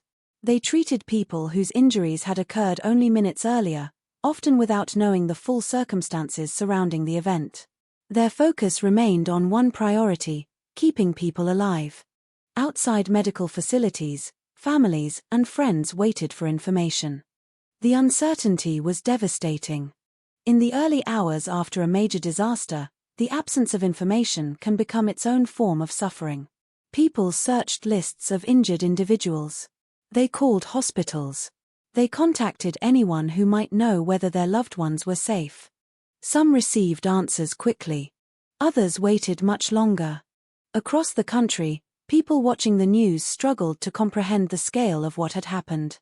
Images from Las Vegas showed emergency vehicles, closed streets, and a city responding to a tragedy that had unfolded in the middle of a place known worldwide for entertainment. But behind those images were individual stories. A person trying to find a missing friend. A family waiting for a phone call. A survivor attempting to understand how an ordinary night had changed so suddenly. As investigators began examining the crime scene, they also began documenting the evidence that would define the next phase of the case. The hotel room, the weapons, the equipment, and the timeline of events would become central pieces of one of the largest investigations in modern American criminal history. Yet even as investigators gathered facts, the most difficult question remained unanswered. What could explain the actions that had caused such destruction? The evidence would show planning. It would show preparation. It would reveal a deliberate act carried out over time. But it would not provide the one explanation that many people hoped to find. A clear motive. In the days and weeks that followed, the investigation would expand beyond the immediate crime scene. Authorities would examine Stephen Paddock's background, his personal life, his financial history, his communications, and his activities leading up to the attack. They would search for a reason. They would search for a warning sign. They would search for anything that could explain why this particular night, this particular location, and this particular moment had been chosen. The search for those answers would become one of the defining elements of the Las Vegas shooting investigation. But before investigators could understand the full picture, they first had to complete the most urgent task: documenting what happened, preserving evidence, and ensuring that the victims and survivors received the support they needed. The night of October 1st, 2017, ended with many questions. The following days would begin the long process of finding answers. The attack on the Route 91 Harvest Festival ended within minutes, but the consequences continued to unfold long after the last shots were fired. For those who had survived, leaving the festival grounds did not mean leaving the experience behind. Many people walked away carrying physical injuries, emotional trauma, or the memories of strangers whose lives had suddenly become connected with their own. A place that had been filled with music and celebration only moments earlier had become the starting point of a massive emergency response and a criminal investigation unlike anything Las Vegas had previously experienced. As the immediate danger came to an end, law enforcement officers began the difficult process of securing the area. The festival grounds became a crime scene, requiring careful documentation while emergency efforts continued. Every piece of information mattered. The location of evidence, witness accounts, surveillance footage, and physical materials would later help investigators reconstruct the timeline of events. At Mandalay Bay, the focus shifted toward understanding what had happened inside the hotel suite identified as the source of the gunfire. When officers reached the room, they discovered evidence of extensive preparation. Investigators later reported finding numerous firearms, large quantities of ammunition, and equipment that indicated planning before the attack. Cameras positioned outside the room provided additional evidence that the shooter had taken steps to monitor the hallway. These discoveries changed the nature of the investigation. This was no longer only an emergency response. It had become a search for answers. Investigators needed to understand how the attack had been organized, when the preparation began, and whether anyone else had knowledge of the plans. They examined the movement of weapons and equipment, reviewed records, interviewed witnesses, and analyzed information from multiple sources. The scale of the investigation reflected the scale of the tragedy. Local authorities worked alongside state and federal agencies. Specialists examined forensic evidence. Analysts reviewed digital information. Investigators attempted to build a complete timeline of Stephen Paddock's actions before, during, and after the shooting. Yet one question remained at the center of every effort. Why? In many major criminal cases, investigators eventually identify a motive that helps explain the offender's actions. A personal conflict, an ideology, a grievance, a specific goal. In this case, despite extensive examination, investigators did not identify a definitive motive. The absence of a clear explanation became one of the most unusual and frustrating aspects of the case. Authorities could describe what happened with increasing accuracy, but understanding the reason behind it remained far more difficult. The investigation examined many areas of Paddock's life.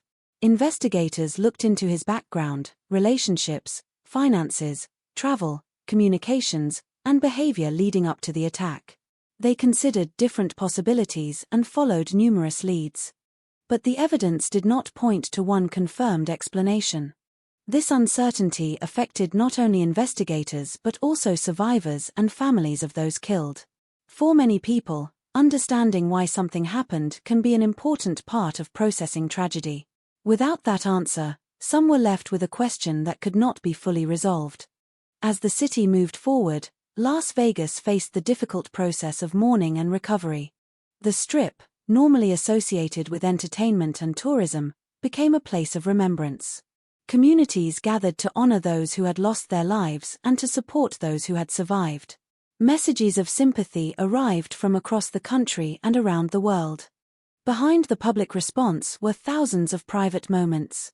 Families making funeral arrangements. Survivors beginning medical treatment. Friends sharing memories. First responders reflecting on what they had witnessed. The end of the shooting was not the end of the story. For investigators, it marked the beginning of years of work to understand the crime.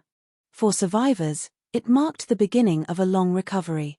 For families who lost loved ones, it marked the beginning of a life permanently changed.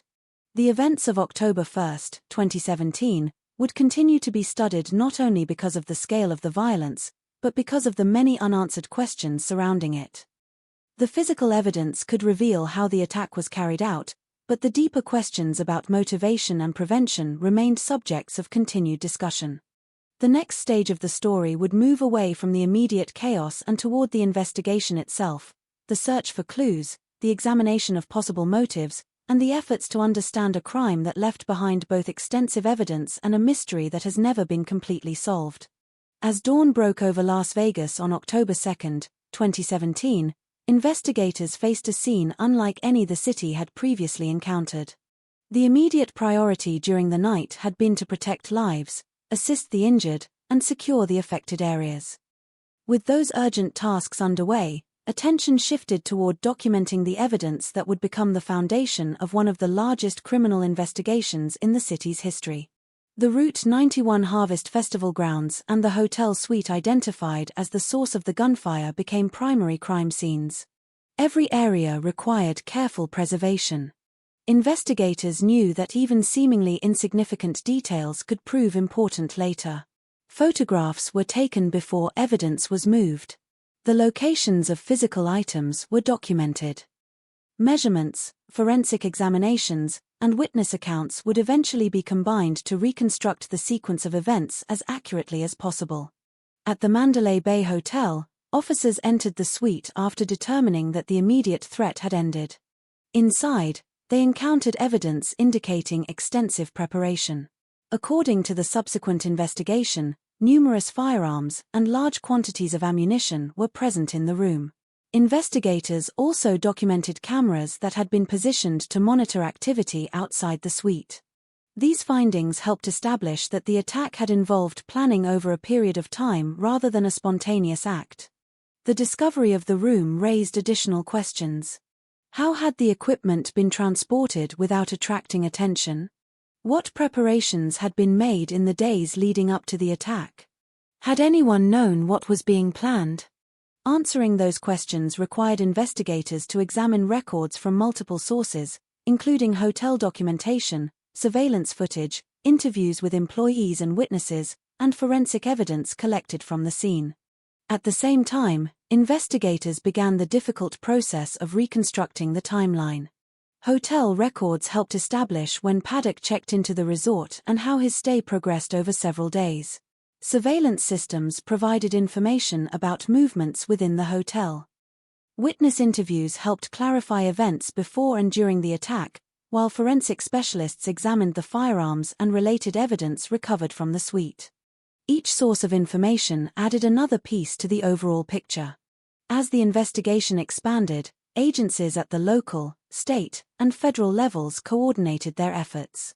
Specialists with different areas of expertise examined ballistics, digital evidence, forensic materials, and other aspects of the case.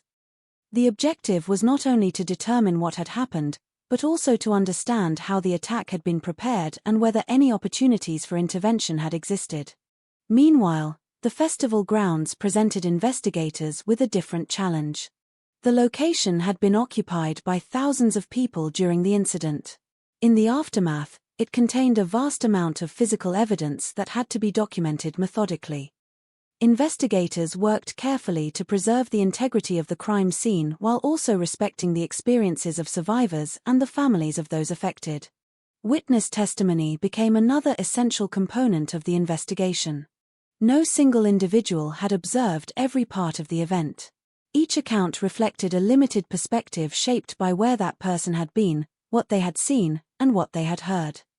Investigators compared these accounts with physical evidence and recorded data to develop the most accurate reconstruction possible. As more information became available, certain aspects of the case became increasingly clear. The attack had been planned. The shooter had acted alone. There was no evidence that additional attackers had participated. Yet despite this growing understanding of the physical events, the central question remained unresolved. Why had the attack occurred? That question would continue to guide the investigation in the months and years that followed, even as investigators accumulated thousands of pages of reports and examined an extensive body of evidence. As investigators continued processing the crime scenes, their work became increasingly methodical. Every item recovered from the hotel suite, every surveillance recording, and every documented observation contributed to a broader effort to understand the events of October 1, 2017. Forensic specialists catalogued the evidence recovered from the room and compared it with information gathered from the festival grounds. Ballistics experts examined firearms and ammunition, while crime scene analysts documented the physical layout of the suite. The objective was to reconstruct the attack as accurately as possible using verifiable evidence rather than assumptions. Digital evidence also became a major focus. Investigators reviewed surveillance footage from the hotel, electronic records, and available digital devices. Hotel records helped establish the timeline of Paddock's stay, while surveillance systems documented movements in and around the property during the days preceding the attack. Witness interviews added another layer to the investigation. Hotel employees described routine interactions with guests. Festival attendees recounted what they had observed before, during, and immediately after the shooting. Emergency responders provided detailed accounts of their response and the challenges they faced while securing the area and assisting victims. Investigators understood that eyewitness testimony, while valuable, could vary because individuals experienced different parts of the incident under highly stressful conditions. As a result, statements were compared with physical evidence and recorded data whenever possible. As evidence accumulated, investigators reached several conclusions supported by the available facts. The attack had involved extensive preparation. The firearms and related equipment had been brought into the hotel over multiple days. There was no verified evidence that another individual had participated directly in carrying out the shooting. These findings allowed authorities to establish much of the physical sequence of events with confidence. However, the investigation also highlighted the limits of forensic evidence. Physical evidence can often explain how an event occurred. It can identify locations, timelines, equipment, and actions. It is less capable of explaining motivation unless supported by additional information such as communications, statements, or other reliable evidence. This distinction became increasingly important in the Las Vegas case. The investigative record grew to include extensive forensic documentation, interviews, and analytical reports. Despite the volume of information collected, investigators did not identify evidence supporting a single, definitive motive for the attack. The Federal Bureau of Investigation later concluded that no clear motive could be established based on the available evidence. Investigators examined numerous possibilities, including ideological motivations, financial circumstances, personal relationships, and behavioral factors, but none provided a conclusive explanation. The absence of a confirmed motive distinguished this investigation from many other major criminal cases. For survivors and families, that uncertainty proved especially difficult. While investigators were able to answer many questions about the planning and execution of the attack, the underlying reason remained unresolved. As the forensic work continued, authorities also reviewed broader questions related to emergency response and public safety. Agencies evaluated communication systems, coordination among responding organizations, and procedures used during the incident. These reviews were intended to identify lessons that could strengthen preparedness for future large-scale emergencies. The investigation into the Las Vegas shooting therefore served two purposes. First, it sought to establish the facts of the case through careful examination of evidence. Second, it aimed to identify practical lessons that might improve emergency response, interagency coordination, and public safety planning in the future. By the end of the initial forensic phase, investigators had assembled a detailed picture of what had happened. Yet one of the most significant questions remained unanswered, ensuring that the case would continue to be studied by investigators, researchers, and public safety professionals for years to come. As the initial examination of the crime scenes concluded, the investigation entered a new phase. The focus shifted from documenting what had happened to determining whether the available evidence could explain why it had happened. Investigators pursued numerous leads simultaneously. They reviewed financial records, travel history, publicly available communications, electronic devices recovered during the investigation, and interviews with people who had known or interacted with Stephen Paddock. Every lead was evaluated against the physical evidence already collected. One of the earliest priorities was determining whether anyone else had been directly involved in planning or carrying out the attack. Because the scale of the incident was unprecedented, investigators considered a wide range of possibilities during the opening stages of the inquiry. Reports received immediately after the attack were carefully assessed, and witness statements were compared with surveillance footage, forensic findings, and other evidence. As the investigation progressed, authorities found no verified evidence that another person had participated directly in carrying out the shooting. Likewise, investigators reported that they found no evidence that the attack had been directed by, or coordinated with, a foreign terrorist organization or other extremist group. Another area of inquiry concerned preparation. Investigators reconstructed Paddock's movements before October 1, including his hotel stay and activities in the days leading up to the attack. Hotel records, surveillance systems, and other evidence helped establish a detailed timeline of those events. This reconstruction provided investigators with a clearer understanding of how the attack had been prepared, even though it did not reveal a definitive motive. The investigation also examined whether there had been identifiable warning signs that might have prompted earlier intervention. As with many major criminal investigations, this review considered available records and known interactions before the attack. These efforts contributed to broader discussions about public safety, emergency preparedness, and the challenges of identifying rare but high-consequence acts of targeted violence. Throughout the inquiry, investigators distinguished carefully between verified evidence and speculation. The high public profile of the case led to many theories circulating online and in the media. Law enforcement agencies evaluated credible information through established investigative procedures rather than relying on rumor or unverified claims. As official findings were released, they clarified which conclusions were supported by evidence and which remained unsupported. By the conclusion of the principal investigation, authorities had reconstructed much of the sequence of events before, during, and after the attack. They documented the planning involved, the evidence recovered from the hotel suite, and the actions taken during the incident.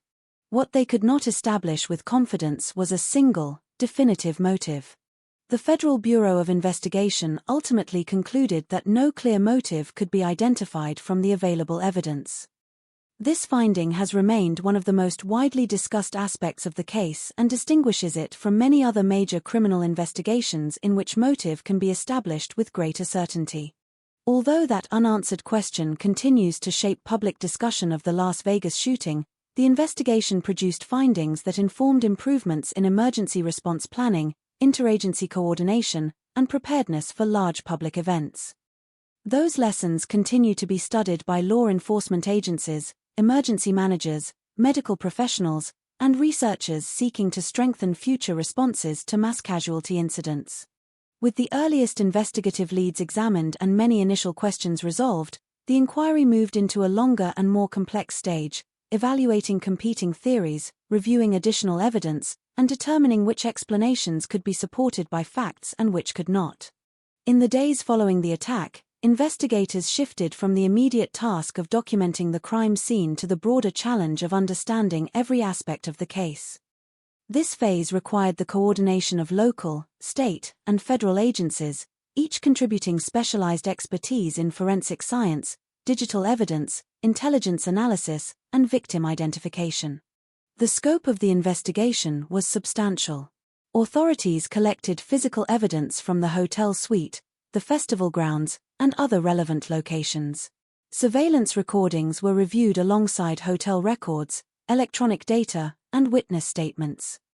The objective was to reconstruct an accurate timeline supported by verifiable evidence. One of the first investigative priorities was determining whether the attack had involved anyone beyond the individual identified as the shooter.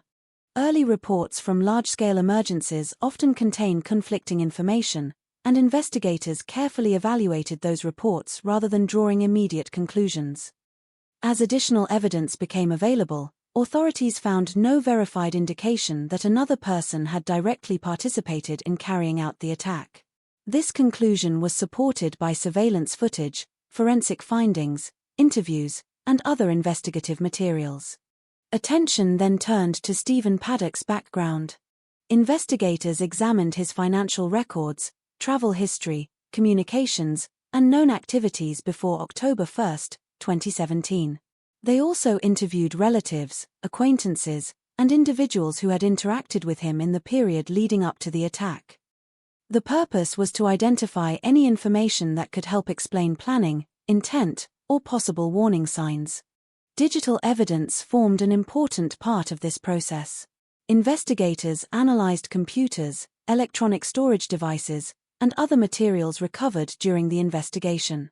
They also reviewed records documenting purchases and travel associated with the case. Throughout the investigation, authorities emphasized the importance of distinguishing verified findings from speculation. Because of the public attention surrounding the case, numerous theories emerged in traditional media and online discussions. Investigators evaluated claims against available evidence rather than relying on unverified reports. As the inquiry progressed, a clearer picture emerged regarding the preparation for the attack. Evidence indicated that planning had occurred over time and involved the accumulation of firearms, ammunition, and related equipment. Investigators were able to reconstruct much of the preparation through physical evidence and documented records. What remained unclear was motivation. The Federal Bureau of Investigation examined a wide range of possible explanations, including ideological motives, personal grievances, financial circumstances, behavioral factors, and other potential influences. Despite these efforts, investigators did not identify evidence supporting a single, definitive motive. This finding distinguished the Las Vegas investigation from many other major criminal cases. The available evidence allowed authorities to describe in considerable detail how the attack had been prepared and carried out, but it did not establish why it occurred. The absence of a confirmed motive had practical implications for the investigation. Without clear evidence pointing to a specific explanation, investigators continued to assess new information as it became available while remaining cautious about unsupported conclusions. This approach reflected established investigative practice, in which findings are based on evidence rather than inference. As the inquiry continued, the focus gradually expanded beyond the reconstruction of the event itself. Agencies also reviewed emergency response procedures, communication systems, and coordination among responding organizations. These reviews were intended to identify operational lessons that could improve preparedness for future mass casualty incidents. By this stage of the investigation, many factual questions about the sequence of events had been answered. The remaining challenges centered on interpretation, prevention, and understanding the broader circumstances surrounding one of the most significant criminal investigations in the history of Las Vegas. As the investigation progressed, the amount of evidence continued to grow. Thousands of documents, forensic reports, digital records, surveillance videos, and witness interviews were assembled into a comprehensive investigative record. The challenge was no longer obtaining information, but determining which conclusions the evidence could reliably support. One area of particular attention involved the possibility of outside assistance or coordination. Investigators examined communications, financial transactions, travel records, and known contacts in an effort to determine whether anyone had knowingly participated in planning or facilitating the attack. They also evaluated claims that emerged in the days immediately following the incident, recognizing that large-scale emergencies often generate conflicting reports before the facts are fully established. Based on the available evidence, investigators reported that they found no verified indication that another individual had directly participated in carrying out the attack. Likewise, they did not identify evidence demonstrating that the shooting had been directed or coordinated by a foreign terrorist organization or another extremist group. Another major focus involved understanding Paddock's personal circumstances. Investigators reviewed available information concerning his financial position, lifestyle, travel patterns, and known relationships. They examined records to determine whether significant events or identifiable pressures had occurred before the attack. While various factors were considered during the inquiry, none provided a definitive explanation supported by the full body of evidence. Behavioral specialists also reviewed the case within the limits of the available information. Such assessments are intended to assist investigators in understanding patterns of planning and decision-making, but they cannot establish motive without corroborating evidence. In this case, no single behavioral interpretation could be confirmed as the reason for the attack. Throughout the investigation, authorities consistently distinguished between evidence-based findings and speculation.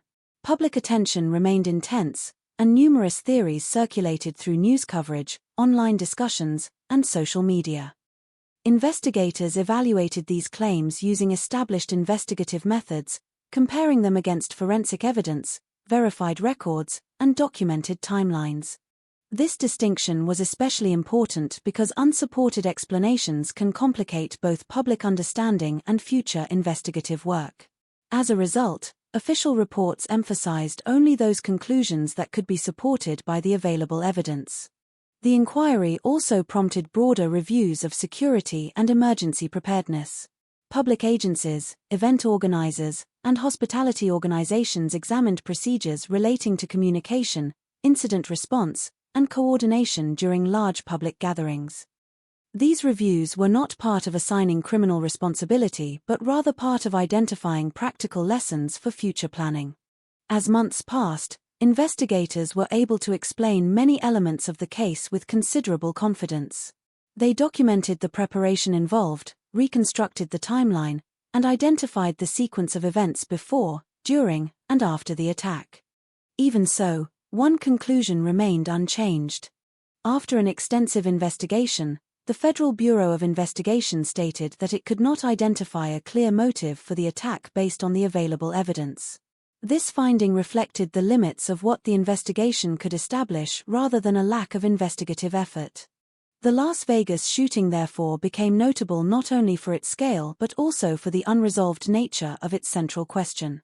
While the physical evidence provided a detailed account of how the attack unfolded, it did not provide a definitive explanation for why it occurred. With many investigative avenues explored and numerous theories evaluated, authorities moved toward the final phase of the inquiry, consolidating the evidence, publishing official findings, and identifying the lessons that could inform future emergency response and public safety practices. By the time the principal investigation reached its final stages, authorities had assembled one of the most extensive bodies of evidence in the history of the Las Vegas Metropolitan Police Department. Thousands of investigative hours had been devoted to examining physical evidence, reviewing digital records, interviewing witnesses, and reconstructing the events of October 1, 2017. The result was a detailed account of how the attack had been prepared and carried out. Investigators established a timeline of Stephen Paddock's activities before the shooting, documented the equipment recovered from the hotel suite, analyzed surveillance footage, and examined records associated with his travel, finances, and communications.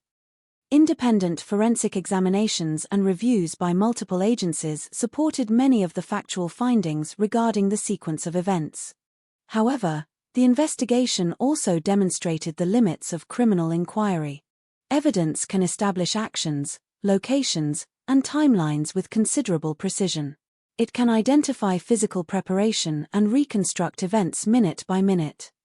What it cannot always do is provide a definitive explanation for an offender's motivation when no reliable evidence exists to support one. After an extensive review, the Federal Bureau of Investigation concluded that it could not determine a clear motive for the attack. Investigators considered numerous possibilities throughout the inquiry, but none could be substantiated to the standard required for an official conclusion.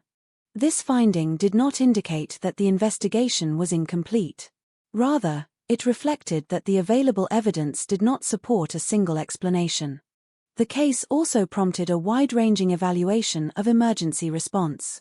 Law enforcement agencies, emergency medical services, hospitals, and public safety officials reviewed their actions during the incident to identify strengths and areas for improvement. These after-action reviews examined communication, coordination, casualty management, and decision-making during a rapidly evolving emergency. Recommendations from those reviews have informed training, planning, and preparedness for future large public events. Agencies across the United States have studied aspects of the response to improve interagency coordination, emergency medical operations, and crisis communication. For many survivors and families, however, official reports could not answer every question that mattered to them.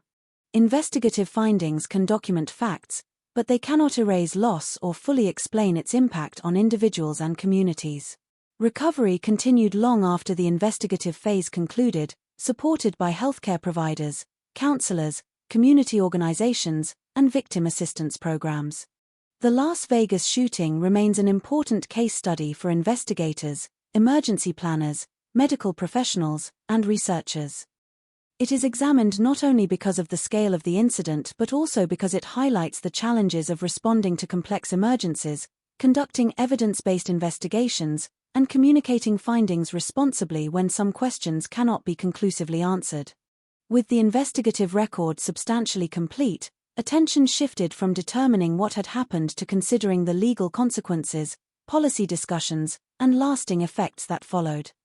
Those developments form the final chapters of the story, extending well beyond the events of a single night in October 2017. Unlike many major criminal investigations, the Las Vegas case did not hinge on a dramatic breakthrough that suddenly revealed the identity of an unknown offender. Law enforcement officers identified the source of the attack during the incident itself, and investigators quickly determined that Stephen Paddock had carried out the shooting before taking his own life.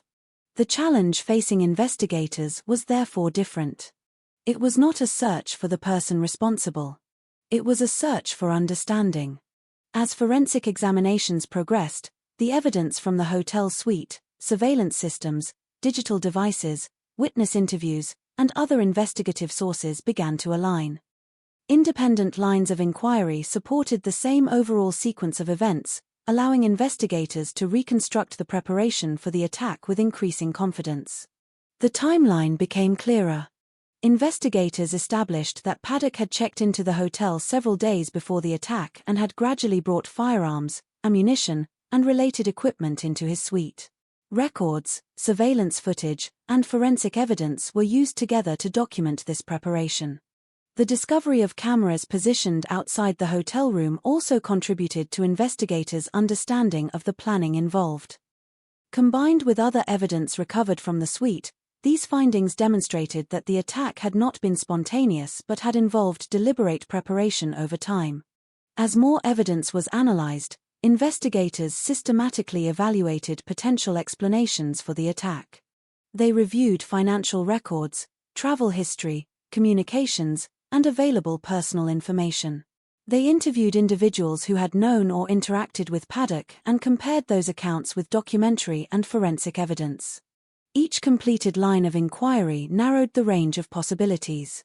Some early theories were not supported by the evidence and were set aside. Others remained subjects of review for a time before investigators concluded that they could not be substantiated. By this stage of the investigation, the factual reconstruction of the event had become increasingly complete. Authorities could explain how the attack had been prepared, how it unfolded, and how emergency responders reacted. Those conclusions were based on extensive physical evidence rather than speculation. Yet the investigation also reached an unusual conclusion. Despite the volume of information collected, investigators could not identify a definitive motive supported by the available evidence. In many criminal cases, the investigative breakthrough answers both who and why. In Las Vegas, the evidence answered the first question with certainty and much of the second question not at all. This distinction became one of the defining characteristics of the case. The investigation demonstrated that even an extensive forensic inquiry has limits. While evidence can establish facts with considerable precision, it cannot always explain an individual's motivations when those motivations are not clearly documented or otherwise supported by reliable evidence. Rather than concluding with a single dramatic revelation, the Las Vegas investigation concluded with a carefully documented reconstruction of events and an acknowledgement that one of the central questions remained unresolved. That conclusion shaped not only the official reports but also the way the case has continued to be studied by investigators, emergency planners, researchers, and the public in the years since.